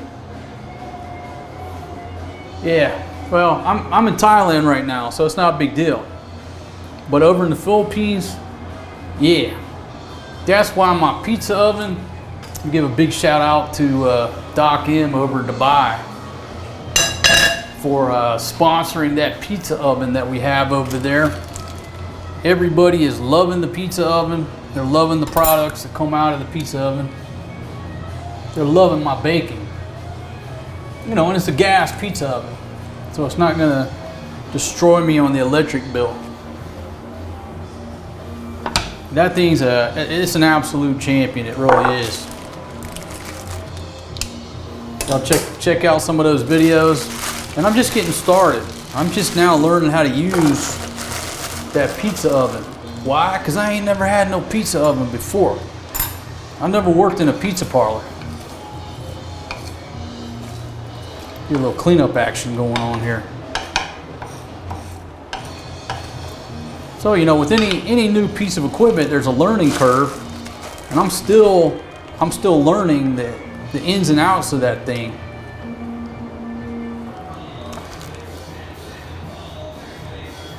All right, that's not perfect, but we're making progress. So, folks, I'll remind you one more time down in the description, if you want to download my second book for free. It's free until Sunday. Hey, Saxon Savage, yeah, I'm live. I'm live and alive. But if you'd like to read my second book, you can download it for free until Sunday on Kindle on the ebook. Just click that link down in the description and you can download it for free. All right, so I'm getting my workstation a little bit more presentable here. Man, learning something new, learning how to clean. I'm just kidding, folks. I don't mind cleaning up my own mess, but in the PI, or if I'm cooking for a lady, it's only fair that if I cook, you clean. You fly, I'll buy. All that good stuff, right? But I'm especially down with the I cook, somebody else is clean. I like that. I cook all day long. So there you go. Now we're looking more presentable.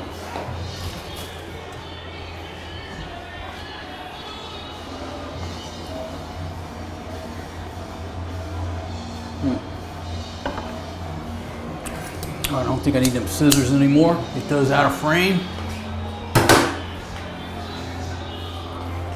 Need a fork? Yeah, I probably need that. And I'll cut these peppers up. All right, check your comments here. Let's see. Do an overnight rise on the dough in the fridge. Yeah, and what we figured out too is we did a cook and let the dough rise overnight. We had some dough that we let rise for 2 days, and man, that stuff was, it just cooked much better, it tasted much better. So we're gonna start letting the dough rise for 2 days. Let's see, South Carolina on station. USA here, Marco, good dude, terrible cook.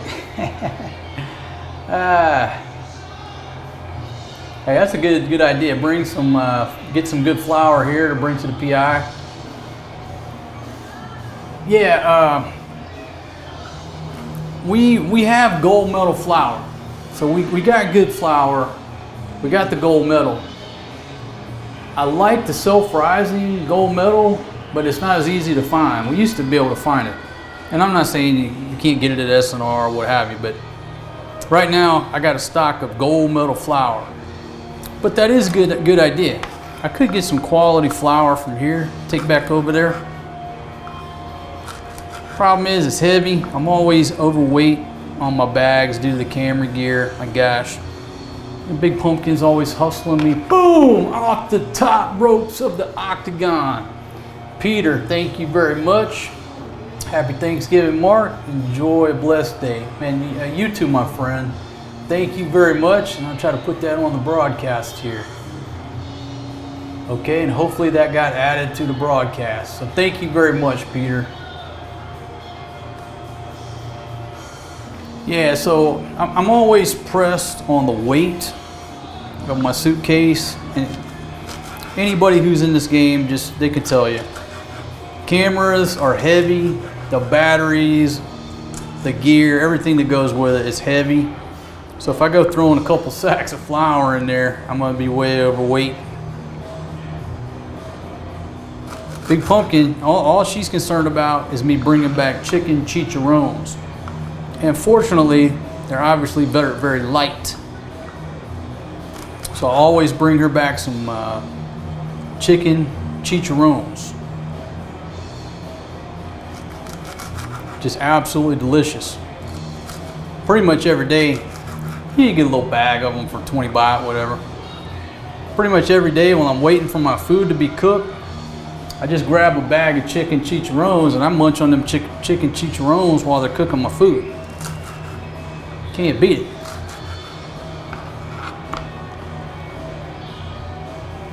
I'll put them guys right there. Could be better presentation here if I'd have cleaned the plate off first. Gordon Ramsay would probably have a problem with that. This thing's still going? Oh yeah, we're steaming good. We're doing real well. Oh Lord. Might be a small issue here. I might need to stir this around.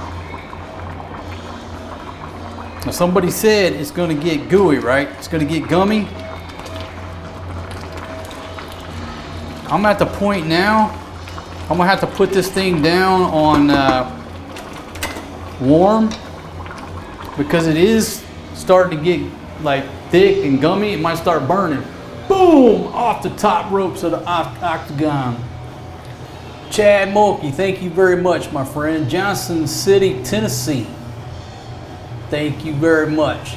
Let me add that to the broadcast. Hope you're doing well. Let's see. Oh, we got Mike up in there. Mike shows up every now and then, enlightens us on his issues going on in his life, problems in his life. Thanks for joining us there, Mike. I think one time you had a problem with your wife and something about a football team or something. I can't remember what it was. Oh yeah, so this is going to be some kind of delicious right here. And that's what I needed. I needed to thicken that up. So that sticky rice just went in there. It basically turned into like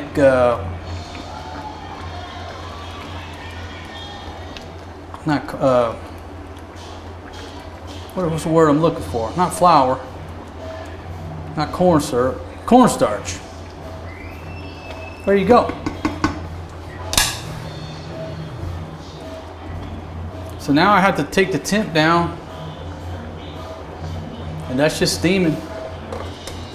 Just let it keep steaming. Yeah, Charles, you said it's going to be gummy. So yeah, you were absolutely right. But again, it's just like cornstarch. Just adding a little cornstarch to thicken it up. The sticky rice acted as the cornstarch. Got it thickened up, but I had to turn the temp down. I don't want to burn it on the bottom now. Yeah, it's sort of like a porridge. So I changed it up from just a straight up soup. But with the coconut, I like that thickness, you know? I like that more of a halfway between a soup and a sauce.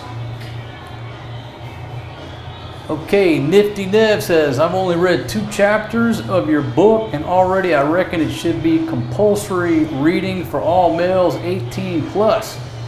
Thank you very much, my friend. Thank you very much for taking the time to read it, and I look forward to your review. Where's my turkey? It's right in here. But it's shrimp. I got a shrimp Thanksgiving dinner. We're just gonna let it cook a little bit longer. Okay, don't go anywhere. I'm gonna go grab a copy of my book. I think the audio will still reach me in here. Just gonna give you a visual. I got one copy. Got one copy of my book, so I'll just give you a visual. There you go right there. King's Chronicles, How to Escape the Wrath of American Women, Live Like a King. Unhappy with your marriage, contemplating divorce, ready for a change. I'll leave the other two out, they're a little risque. There you go right there. Anyhow, this is the paperback version, but right now through Sunday, you click the link down in the description, you can download the ebook for free. That's the best Black Friday deal you can that money can buy. Why? Because it's free. Right there. Boom! Chad Mulkey, again off the top ropes. Thank you very much, my friend.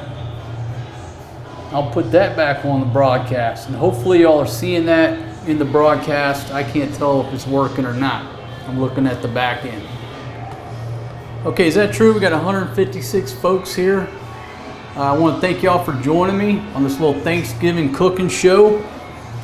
Basically, I've got shrimp and vegetables here going on in my rice cooker. I just now put it down to low because I put one thing of rice in here and it turned it into more like a porridge.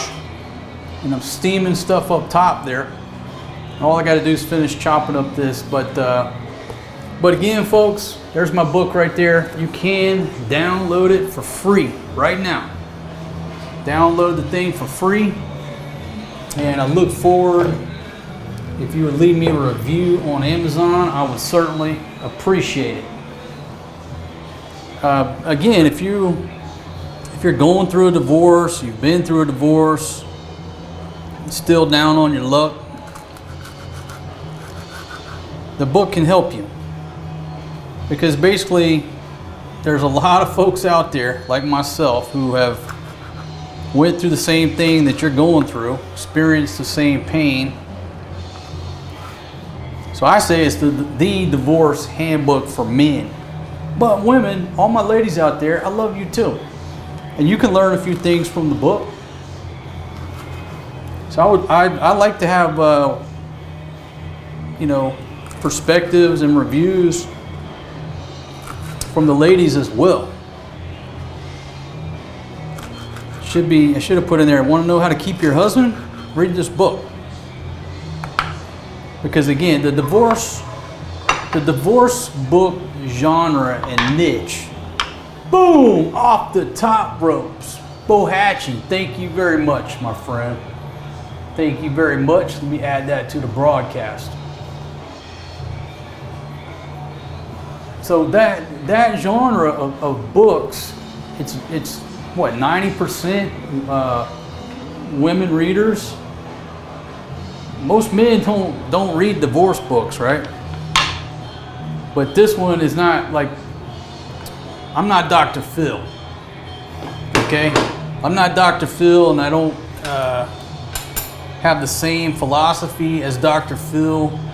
I'm more steeped in reality based on experience. So everything that I put in that book is based on experience. And it's philosophy based on experience. Not some shit you learned in college. You know, me and my friends, we all have multiple divorces. Most of us were married to American women, and then we went international. We rolled out.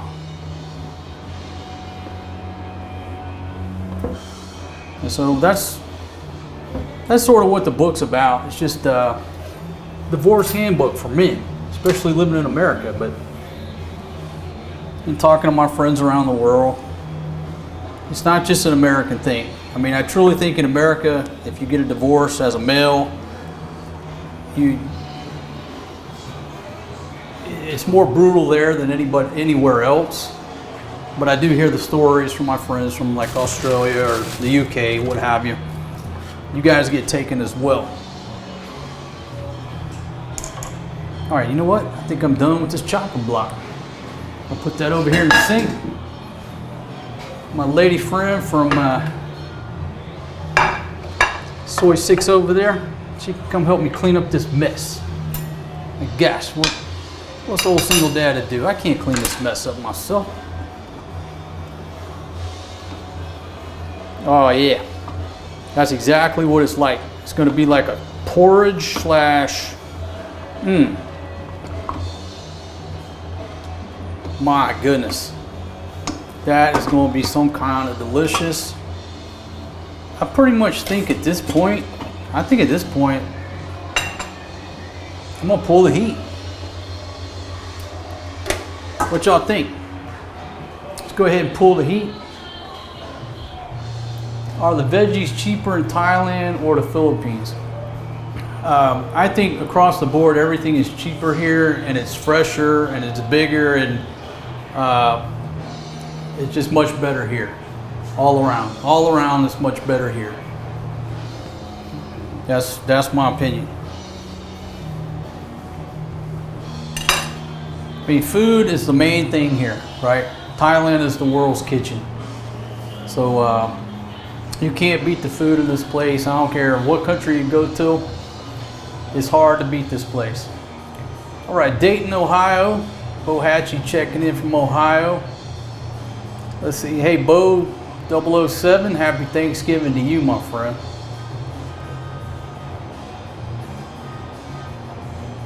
Okay, should publish a book on how I stopped cold turkey after years of hard drinking. Okay, boom. Been watching from Dayton, Ohio for years. And now I'm the first one to pronounce my name right. All right, put that on the broadcast. Thank you very much, Bo Hatchin. Thank you so much. All right, Sierra Sky, how are you?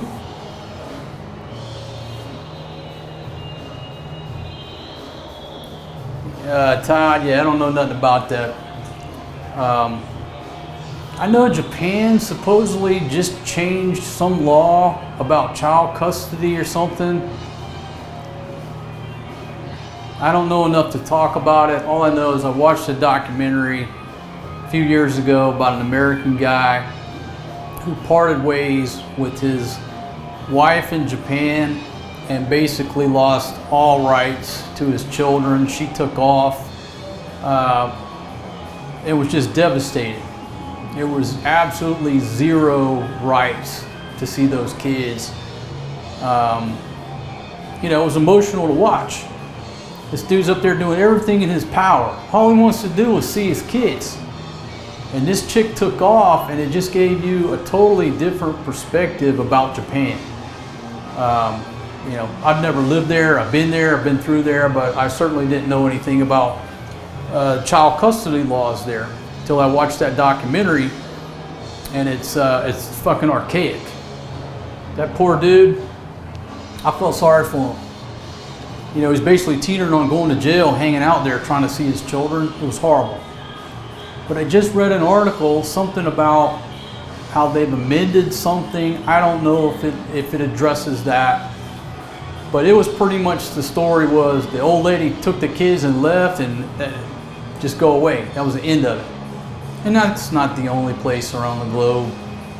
Is America much different? What, you get a fucking weekend every other weekend and 2 weeks in the summer? You're pretty much banished in America as well. So anyhow, yeah, in my book I talk about a lot of the frustrations that I experienced, my buddies experienced, and how do you move on from that? How do you move on when you lose your house, the ability to see your children every day, a big portion of your paycheck? You know, how do you move on after that? There's so many organizations that support the woman, but she gets everything. Typically, right? She gets everything, but she needs the emotional support. No, it's the whole single dad that needs the emotional support. He just lost everything plus his money. Forget the relationship. But everybody wants to, you know, console the woman because she, you know, her relationship didn't work out. But now her wallet's fat. That ain't fair. Anyhow, read the book. You'll see what I'm talking about.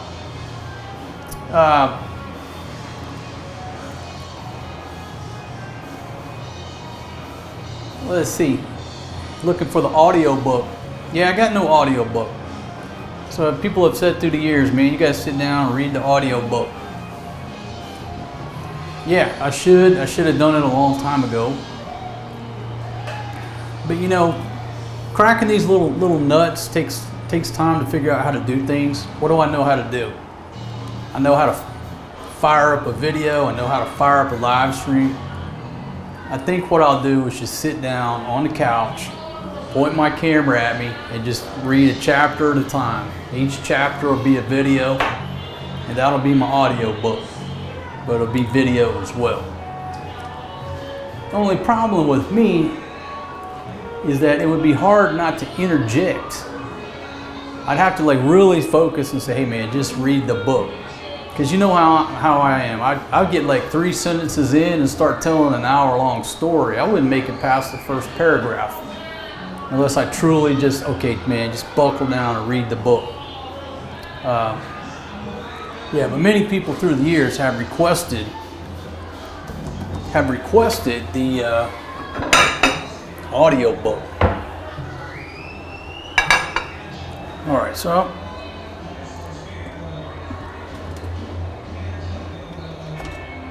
look, the corn admittedly is not done, right? But I didn't have no room for the corn, so I said, all right, let me just put it up there. But there's a steamed broccoli. Got the steamed shrimp in there. Okay, rice is good to go, just like sticky rice. So all that worked out real well. Got no problem with that. Yeah, find something to sit this in. You know what? I'll just sit that there. Beautiful. So there's the steam part.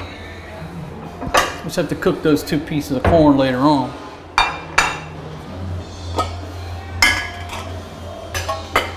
And then here we go over here. Oh yeah, that is going to be some kind of delicious. Let it cool down just a little bit. Just a little bit, and I'm going to plate it.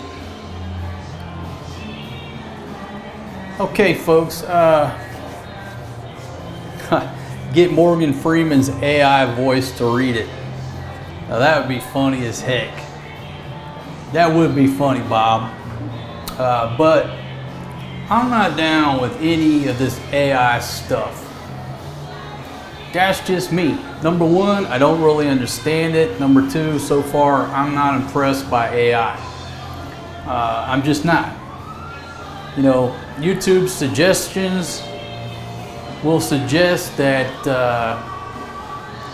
I teach Fatima how to make Filipino food and invite some Filipino friends over to meet her. AI can't figure out that my old lady is Filipino.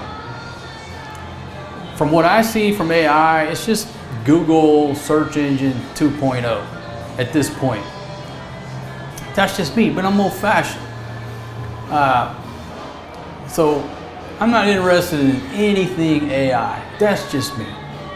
I like authenticity. I don't want to watch no AI video, none of that stuff.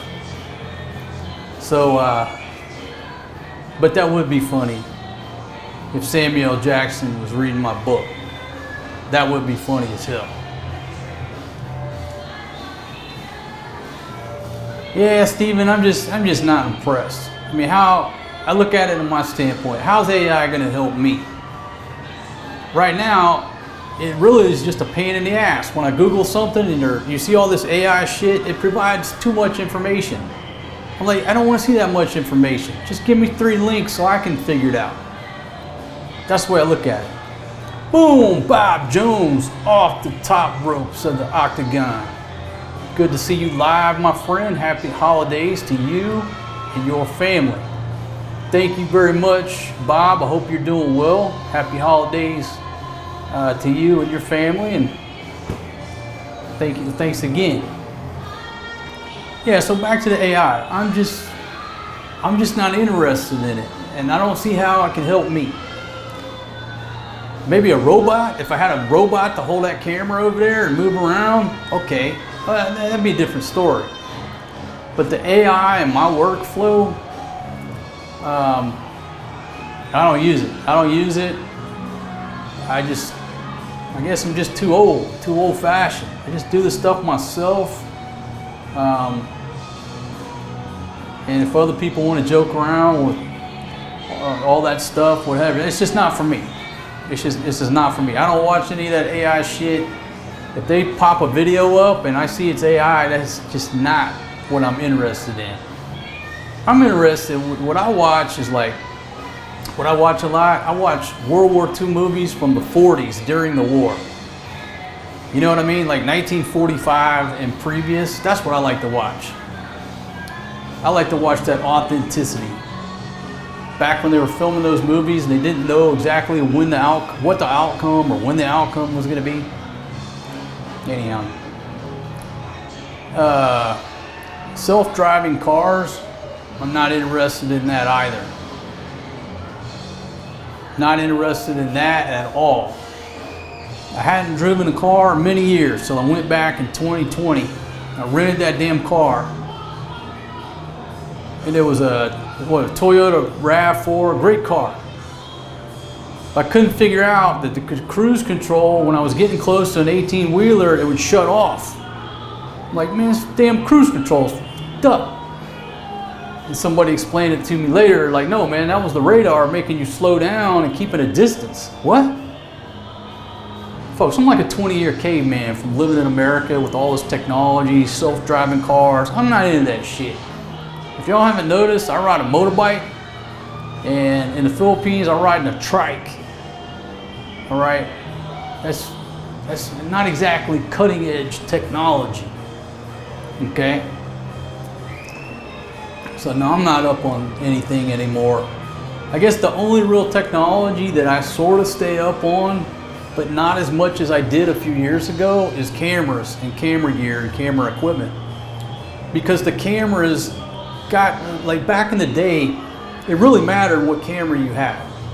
And now it doesn't matter. The technology has caught up. The video and the audio is so good on whatever you buy. You know, best camera for YouTube. Just buy a fucking camera and hit the record button. Or use your cell phone. It's all so good, you don't gotta study it anymore. Where back in the day, you truly had to study, is this thing gonna overheat? Is it gonna do what I need it to do? You had to figure that out before you made a big purchase. So I'm not up on technology like I used to be. I used to go to Best Buy every Friday. And if I was a good boy that week, my old lady would give me $100 to go spend. You know? So I was always in Best Buy every Friday for hours. Yeah, I'd love to, if I had some more time, I'd head over to Cambodia for a few days. I love going over to Siem Reap. Love that little town. Yeah. A new truck nowadays is as much as a house. Yeah, the price of vehicles over there in America, I truly don't understand how y'all are buying new cars over there with what the car payment is. The car payments now are more than my house payments used to be. I don't know how y'all are doing it. I don't understand it. You know, we have a redneck term. You can't get blood from a turnip, right? How are Americans affording these cars? I don't understand it. I did read the headline of an article that said something about 2 million cars in the US will be repossessed this year. Yeah, that's why my truck is 22 years old. And that makes sense, man. That's the only way you get ahead in America is by not having a car payment. Keep that 22-year-old truck.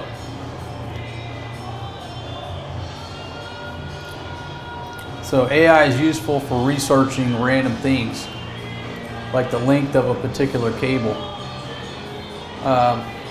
Yeah, but again, isn't that just like an upgraded search engine?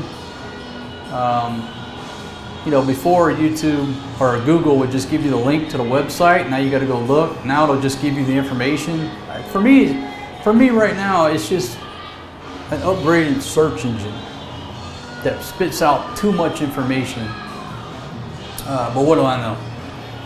86 Ford F-250, 4 on the floor with a granny gear. Yep, what a great ride. You know exactly what you're talking about. Absolutely. And there ain't no tracking devices on that damn thing either.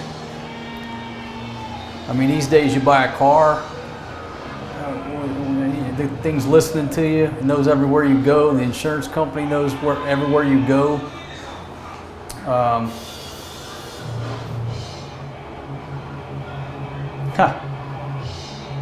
93 GMC 350. Black Diamond says, my husband and I haven't had a car note in 6 years and saved enough to pay off our house. That's the way to do it. Way to do it. But what do we Americans do historically? You drive a car for 2-3 years till you're not upside down, or you're only upside down a little bit. Then you go trade this some bitch in, get upside down again for the next 3 years. It's just a cycle. Anyhow, okay, back to my cooking show here. If you're just joining me, making a Thanksgiving feast here. I'm gonna try to plate this.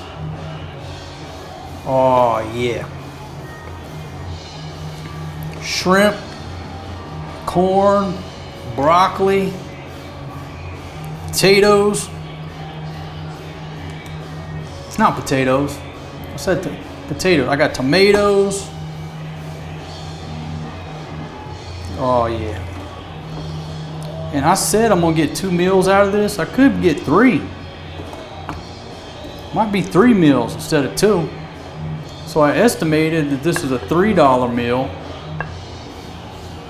But what I think is I might be able to get 1 more meal out of it.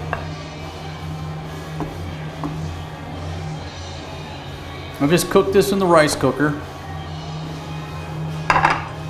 Move this over here. Hope y'all can see that. Got the right angle on the dangle.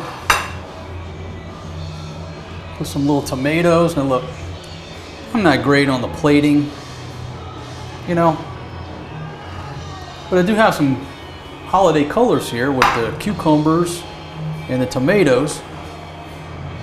Put those little guys around the edge there.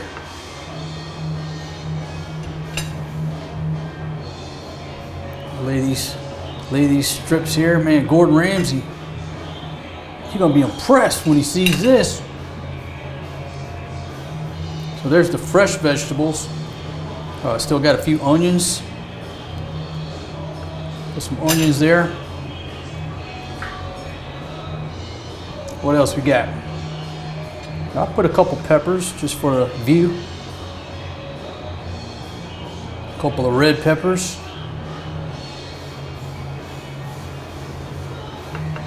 Okay, so that's what I'm working with so far. That's what I'm working with so far that came out of the rice cooker. Okay? Look at that. Well, plus the fresh vegetables. Now this is what came out of the steam part. There you go right there.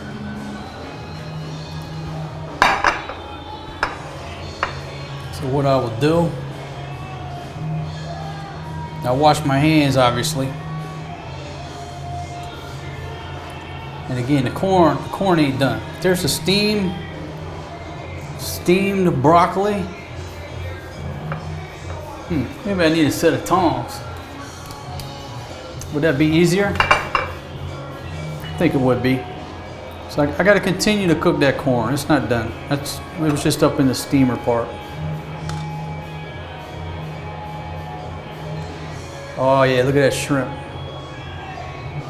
We're gonna put the shrimp there.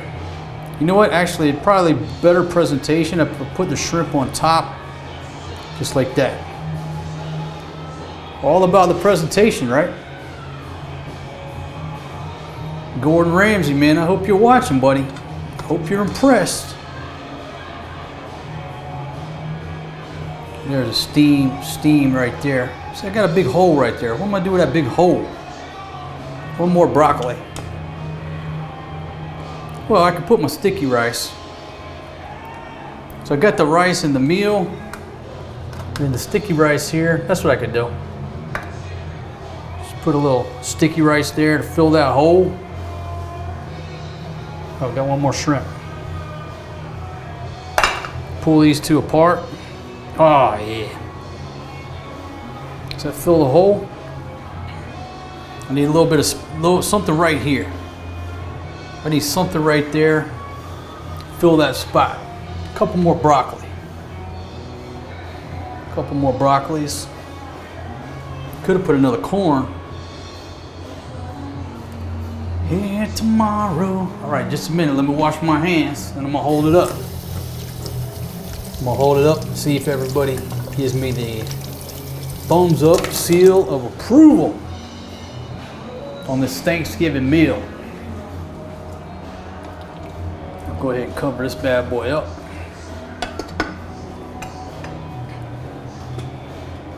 Cover that joker up. Well, you know what? Might as well just cover everything back up.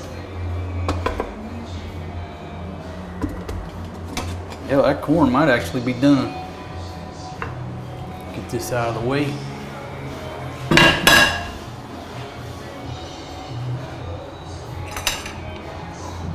Clean up my workspace. Whoa, I'll put this guy over here. Folks, I'm a one-man show.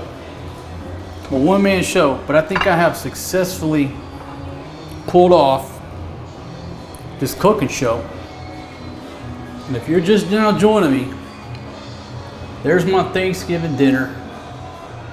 I made all this in the rice cooker, now with the steamer portion too. What do I got here?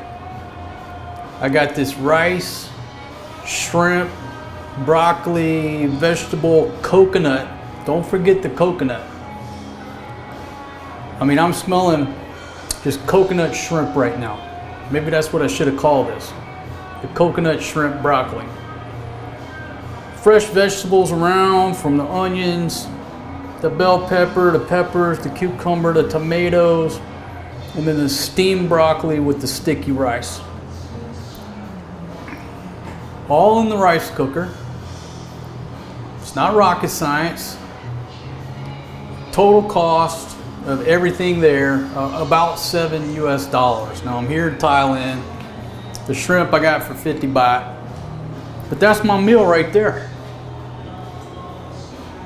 And I've got enough food in here for another meal, maybe two. At least another meal and a snack.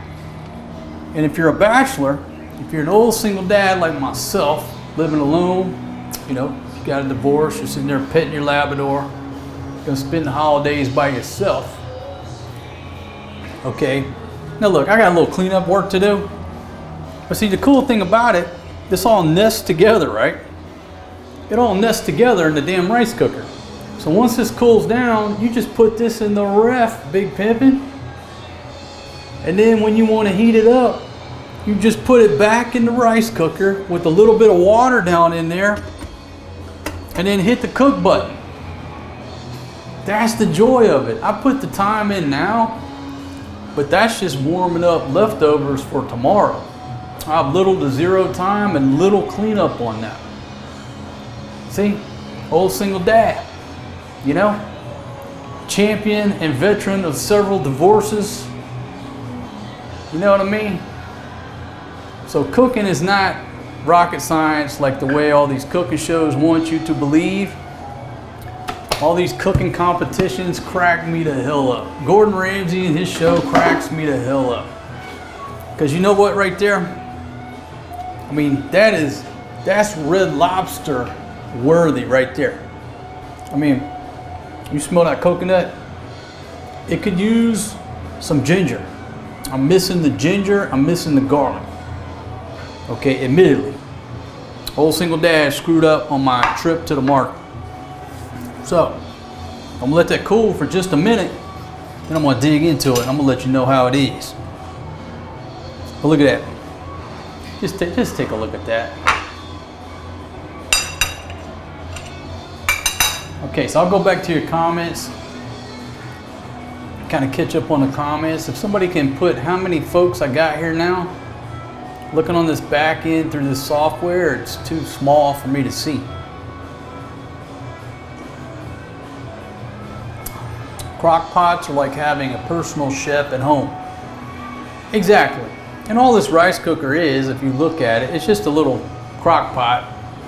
You got two temperatures, you got warm and high. But it's basically just a baby crock pot, right? It's however you want to look at stuff. Let's see. Davenport says we cook queso in those also. Okay, Mike and Glass says I'm skeptical that Gordon Ramsay would be impressed with your rice cooker, shrimp, and vegetables. I think he would be calling you a donkey. All right, well, that's up to Gordon. He got his style, I got mine. But if anybody says he's a better chef than me, I'm going to respectfully disagree. You know, he's got his style, he's got his show. You know, people are intimidated by the guy when he comes in the restaurant, so it seems. I've never really watched any of his shows. I've watched like 10 seconds or 15-second clip. That's all I need to see. So I've never sat down and watched his whole show.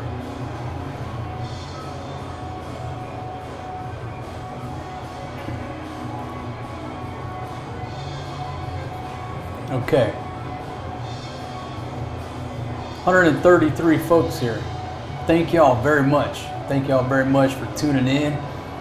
I guess it's what, midnight over in the States? Is it midnight over on the East Coast? And would I go live at 10? So I've only been live for a couple hours, I reckon.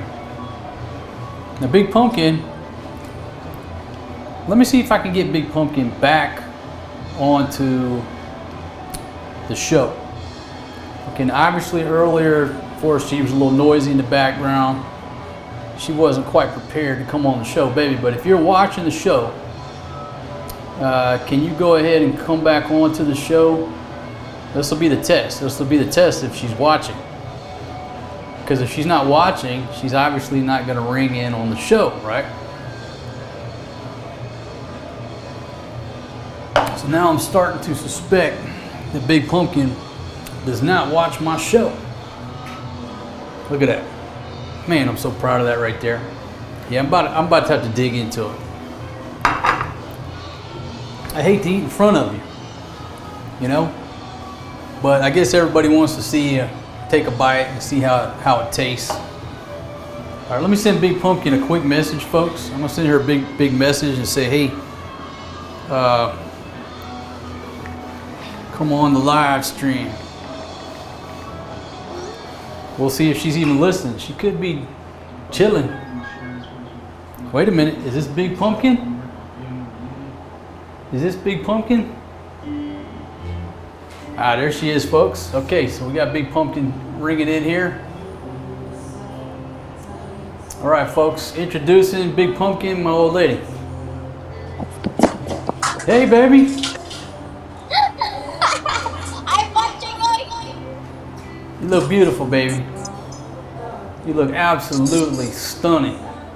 All right, Johnson City, Tennessee, 1209. Yeah, so midnight over there, 1 o'clock in the PI, and here it's noon. All right, baby. Were you watching my show? Yes. Are you watching the show? Did you see this right here? Yep. Look at that. How delicious does that look, baby? Baby. Look at my char. Does that look delicious or what? Yes. It's so good. Okay. When I get back, I'm gonna cook that same dish for you and the Ciroc girls. Okay. You and the Ciroc girls can enjoy my rice cooker, coconut broccoli shrimp. So you let the ladies know. Just show them that footage right there. You let them know that I'm going to be cooking the same exact meal for the ladies. Now, do you want me to take a bite? You want me to take a bite in front of you? Would that be rude? Yeah, go ahead. Boom! Off the top ropes. All I saw, let me see here. See who we got here. Hello everyone, nice to hear. Scroll down, folks. Hold on a second. Boom! Chad Moki off the top ropes of the octagon. My goodness, thank you very much, my friend.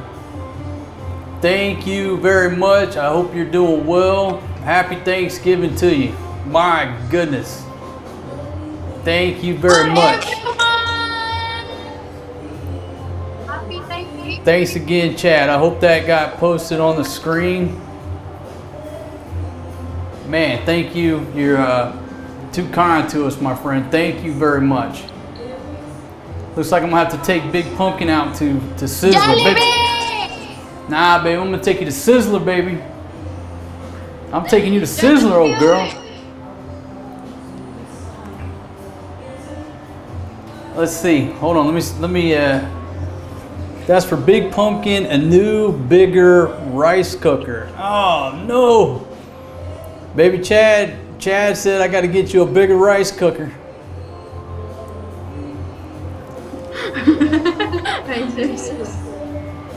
Okay, you know, you're right, man. She needs a bigger rice cooker, but not for her, but because of the ladies coming over every morning.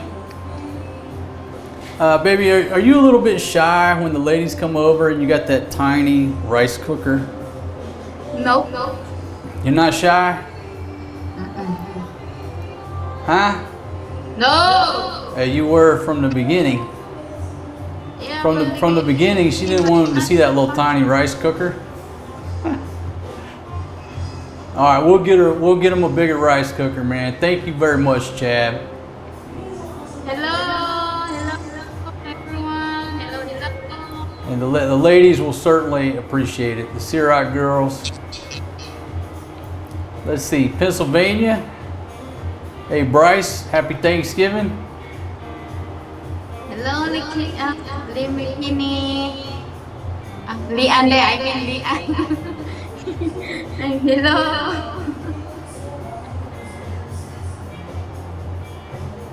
All right, so Living Blank says, I met Gordon in person a few times and he is nothing like he is on the TV. He's a cool guy. All right. You know, and that's what you come to expect, you know. People in the entertainment game have, they have that image, and whether it's really them or not. So that's a good example there.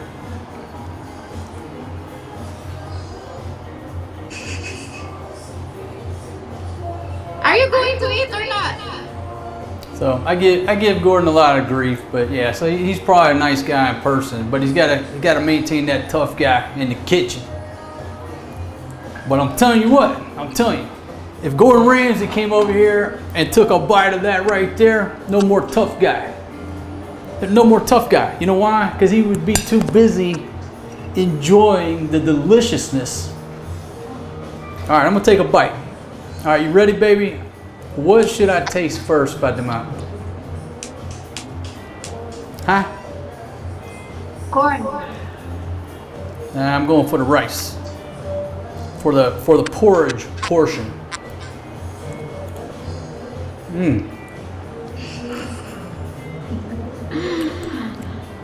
Ooh, that's got some heat to it.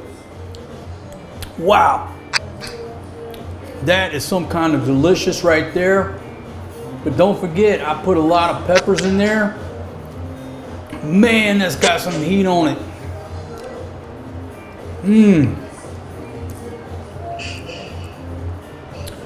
My goodness.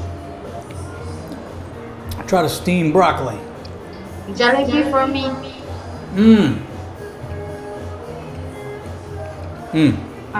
Marcos, Jollibee for me. That is outstanding. Go for the shrimp.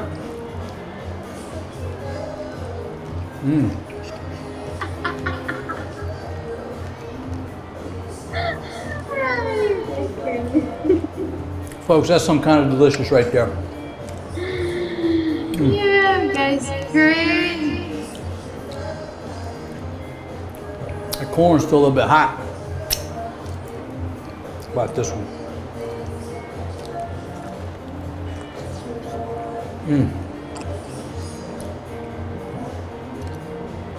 That's perfect. That coconut spice just baked into that corn, boiled into that corn, what have you. That is the most delicious piece of corn. I don't even got any butter on it. That's delicious. I'm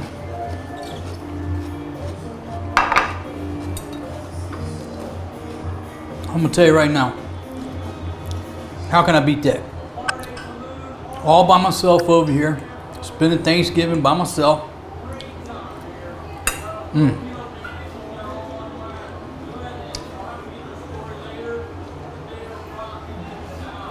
That is on time. Give me a napkin here.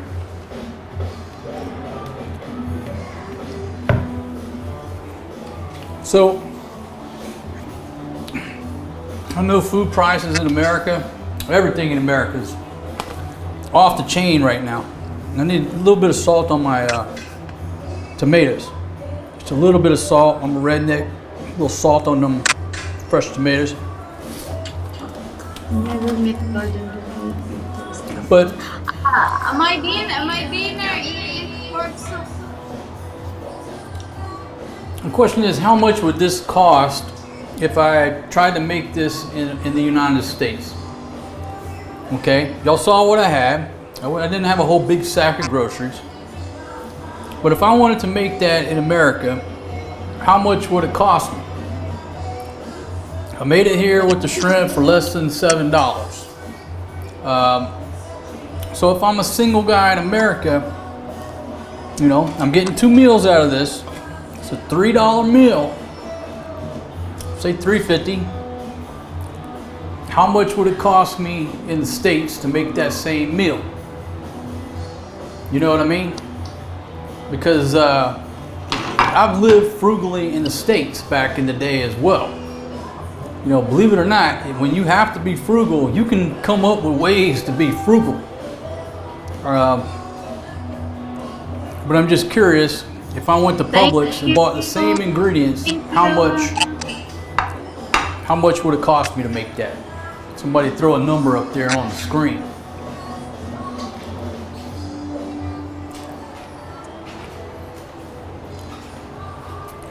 Let's see.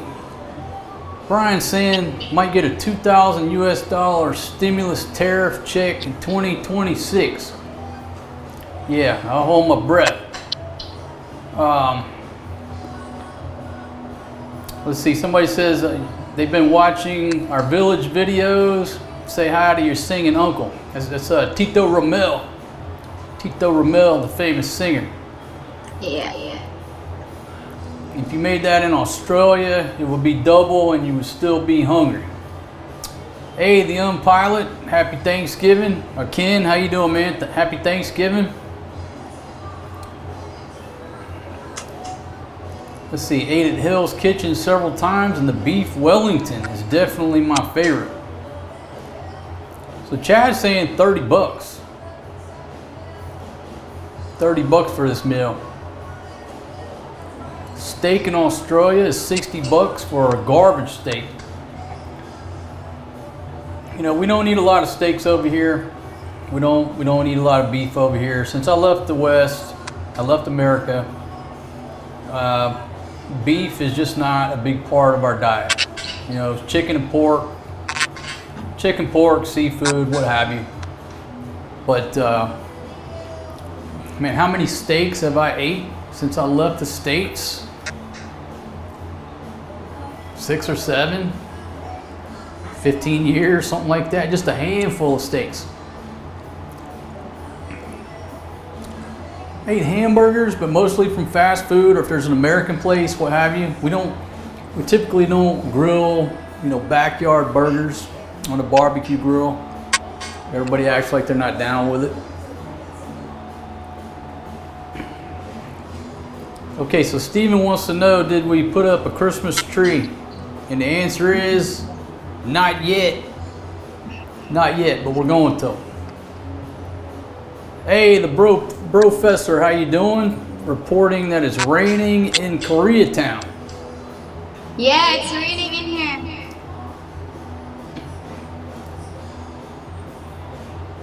60 to 70 bucks for a good steak.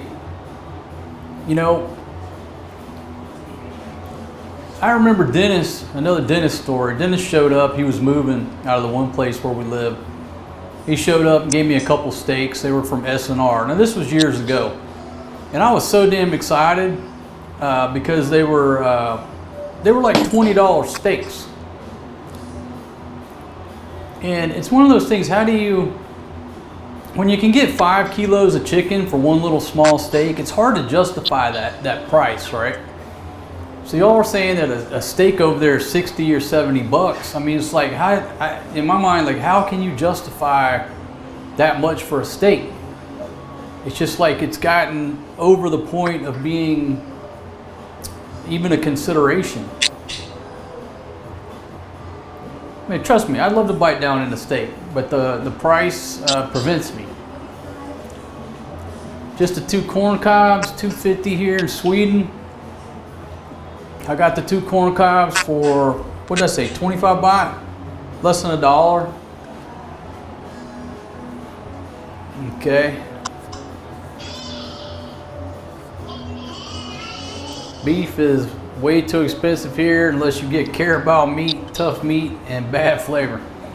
Okay, so let's ask Big Pumpkin. Baby, have you ever ate carabao? No. Have they ever killed a carabao in your village in the past? Yeah, but double it. But what? Yeah, but what? I doubled it. What? Dead, then they killed. I still don't understand. Somebody gonna have to translate for you. It's already dead, but they still eat. Ah, so it was a double dead carabao. Yeah, double dead. If you don't know what double dead means in the Philippines, it means they wake up, the carabao's laying dead, and they immediately go to processing it and eating it. There's no autopsy to find out why he died. They're going to eat it. There's no waste. It's called double dead. But I don't eat.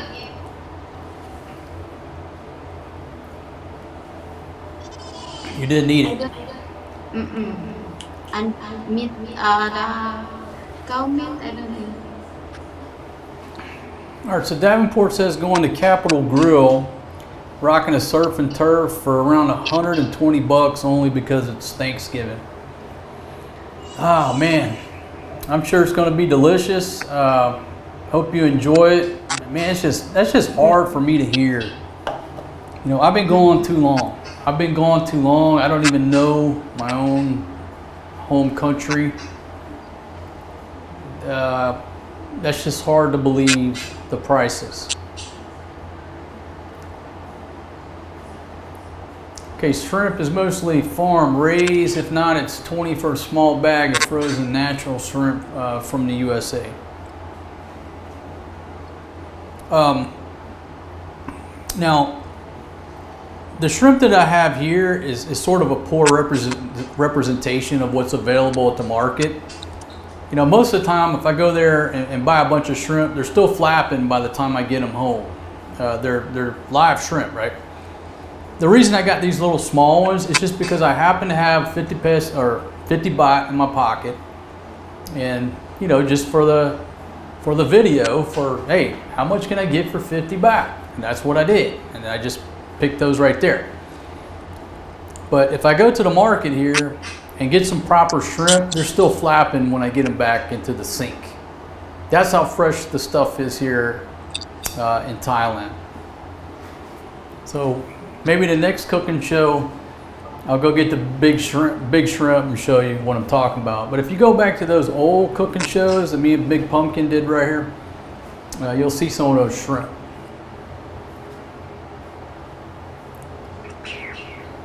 Let's see. Okay, you got to take your mom somewhere nice. Cool, man. All right, well, good deal. Good deal. Hope y'all have a wonderful time. And surf and turf sounds good.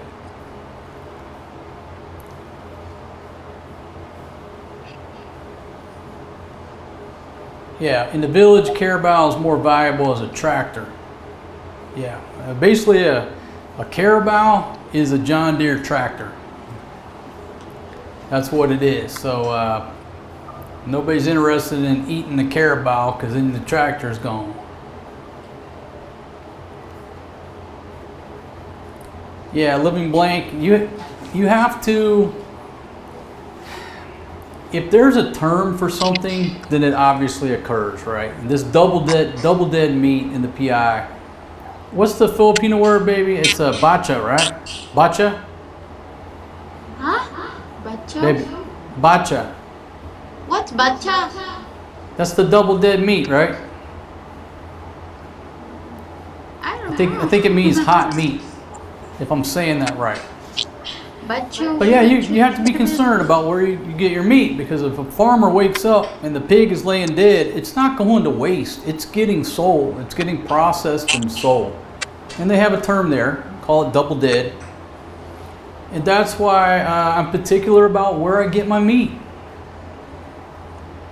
That's why I always cook all of our meat well done over there.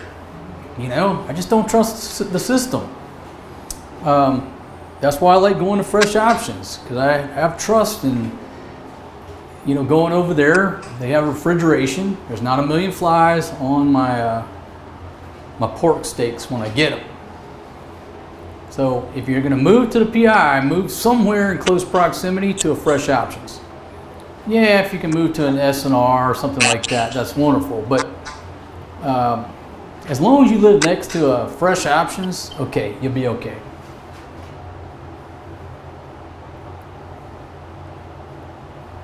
All right, so let's go to your comments here.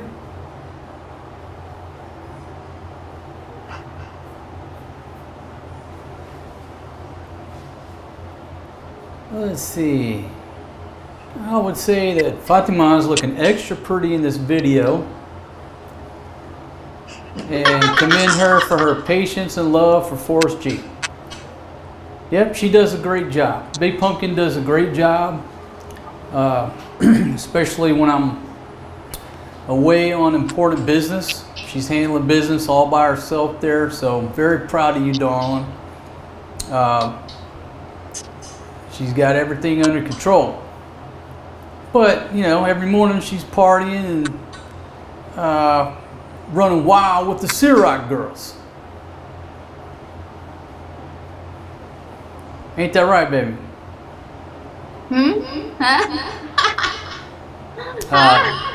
Baby, are you ready to listen in English? I'm reading the comment. Okay, so Mike says, do you believe that I'm a better chef than Gordon Ramsay?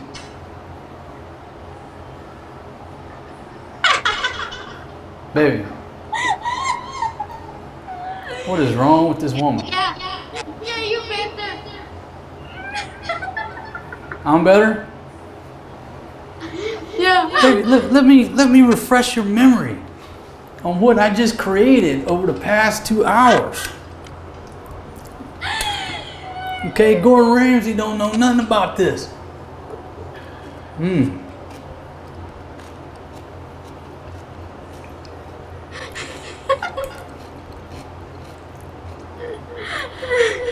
That is some kind of delicious right there.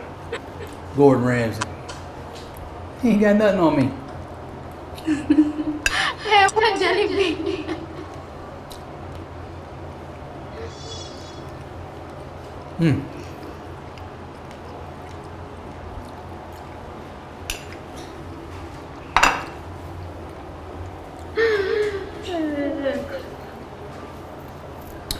Okay, so Living Blank says, yeah, it's bacha, right?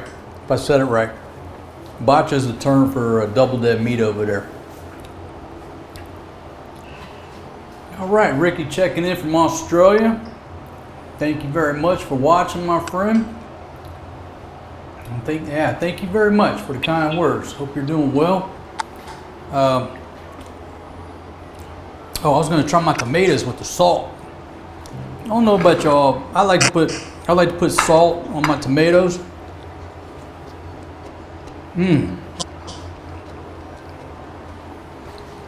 That is fresh right there.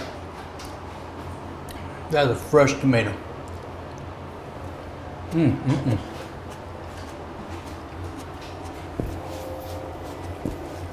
No need na yan, Tite. I just want Jollibee, Marcos. Baby.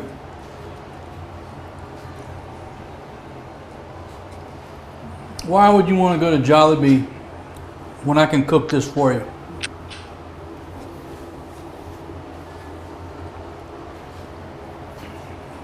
They love going to Jollibee. Why? I have no idea. But the amount of money that you spend going, even in the Philippines, to fast food, and typically we spend at least 1,000 pesos, right? $20 bill. But the math just don't add up. What are you getting at Jollibee? Chicken and rice. And what? Maybe a spaghetti, right? Take 1,000 pesos, a $20 bill. What can you go buy at the market? You can literally come back with a feast. Or you can go to Jollibee and eat a chicken leg and some rice and some cheap spaghetti. It don't make no sense. I don't get it. Hamburger. It's the power of marketing. I get so excited when I see that little box of Jollibee. Oh, Jollibee. You open it up, it's chicken and rice. A piece of fried chicken and rice. I don't get it. I bought their sandwich one time, and maybe they still advertise it. Remember that sandwich I bought? I said, okay, I'm gonna break down, I'm gonna order this. It looks like a fried chicken sandwich. It's advertised as 100% real chicken. That's the advertising. The chicken sandwich is 100% real chicken. I said, okay, well if that's the case, what's the other? You know what I mean? And I don't recommend it. Don't get it. The mango, little mango pies there, okay, they're all right. And the Coke, okay. So if you go there, order 3 mango pies and a Coke, you'll be okay. Okay, so are you reporting that Gordon Ramsay has a new restaurant in Cebu, Newtown, and Mactan?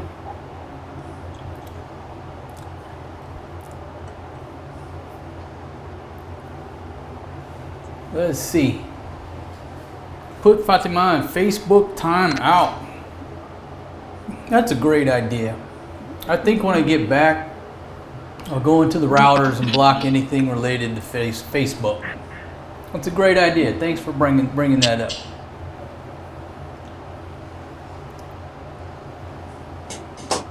All right, so Fatima doesn't seem to be too talkative.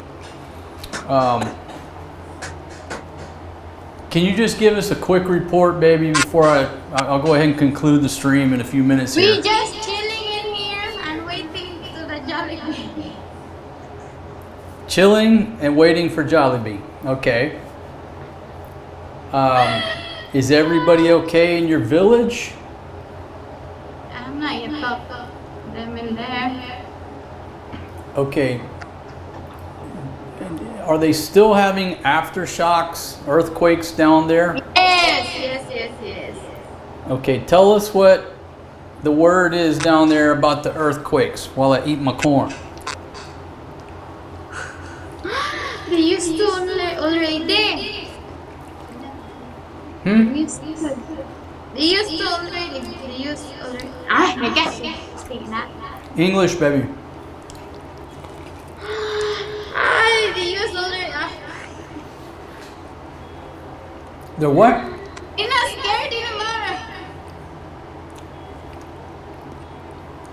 So what she's saying is nobody's scared anymore because they just keep coming and it's just routine now. Is that what you're trying to say? Yeah. Nobody's scared about the earthquakes anymore because it's just part of daily life now? Probably. I don't know.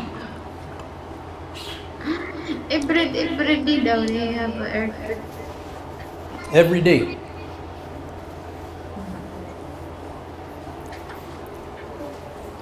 Hey Carl, Yeah, take care, my friend. Folks, I'm going to go ahead and start shutting her down here. Because I'm going to sit down and just tear this up. It needs some ginger. It needs some garlic. Other than that, what a great meal. Never underestimate your rice cooker or your crock pot. My goodness, if you're cooking for your family, crock pot is, well, we love the slow cooker, crock pot. If you live next to your wife's family, make sure you got a crock pot and just load it every night. Then you don't have to be nickel and dimed all day the next day. Everybody can eat out of that crock pot. Gina, bye-bye. I just read the Jollibee. What? Bye-bye now because it's hot in here. It's what? It's hot in here. Baby, this is the entertainment game. It's not about how you feel. It's about how you look. Yeah, Do you see me all dressed up like John Gotti, slaving over this rice cooker, making me sweat? But it's not how you feel, it's about how you look, baby. So just sit there and sweat a little bit. Oi, I want Jollibee. Jollibee. Baby, easy. Yes. Like a mutiny going on here over Jollibee. I'm serious. It's not easy. Okay. Well, folks, check this out. I want to say thanks for joining us on this live stream. I want to say happy Thanksgiving. Hope everybody has a wonderful day tomorrow with your family. Enjoy that good food over there. Trust me, I wish I could sit down, have a big old Thanksgiving spread like in America. But it's not how things worked out for me. I have a great meal, but I ain't got turkey and dressing and cranberry sauce and all that good stuff and apple pie. But hey, I feel blessed with what I got right here in this rice cooker. So I want to thank everybody for joining me. Thanks to everybody who sent super chat. Thank you very much. We certainly appreciate it. Thanks to all our members. And don't forget, if you want to download my book, my second book, it's free for download until Sunday night. Right there.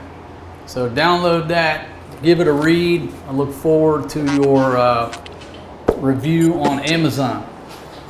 I certainly appreciate it. If you would, leave us a review on Amazon. That'd be awesome. So, tomorrow, what am I going to do? Tonight, what am I going to do? I may just go live from the swimming pool. Just drink my beer. But baby, let me show you what I got though. Let me show you what I picked up at the market, baby. Now, it's tradition in America at Thanksgiving that you drink a beer. It's good luck. So, I might have to get in the swimming pool and start drinking my beers, Big Pumpkin. I will do it here. I have in your ears. It's tradition. Nah, you don't be drinking my beers. All right, you leave the beer drinking up to me. There's a country song. It's called something about I don't want a woman that gets drunker than me. Yeah, you leave all the drinking up to me, Big Pimpin', Big Pumpkin. Leave that soju alone. Yeah. I know you and the ladies have been eyeing that soju.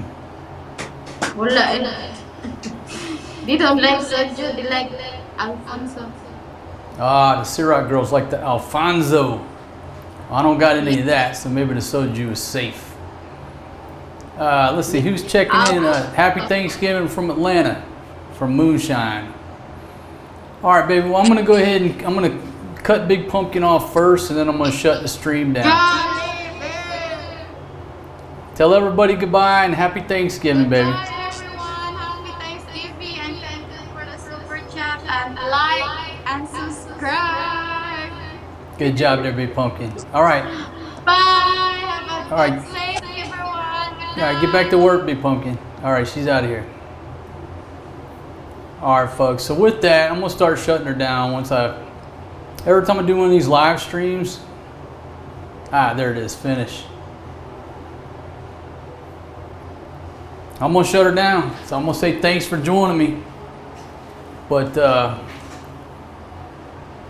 y'all have witnessed the chef in action, my expertise, my skills. But now it's time to eat. So thanks again, everybody. I'll see y'all on the next one. Maybe I'll go live from the hot tub or the swimming pool. You know, be emotional through these holidays by myself, but I'm gonna make it. I'm gonna make it. So I'll see y'all on the next one. Hit that thumbs up for us. And y'all have a good one. Happy Thanksgiving. Peace out, my friends. I'm out of here.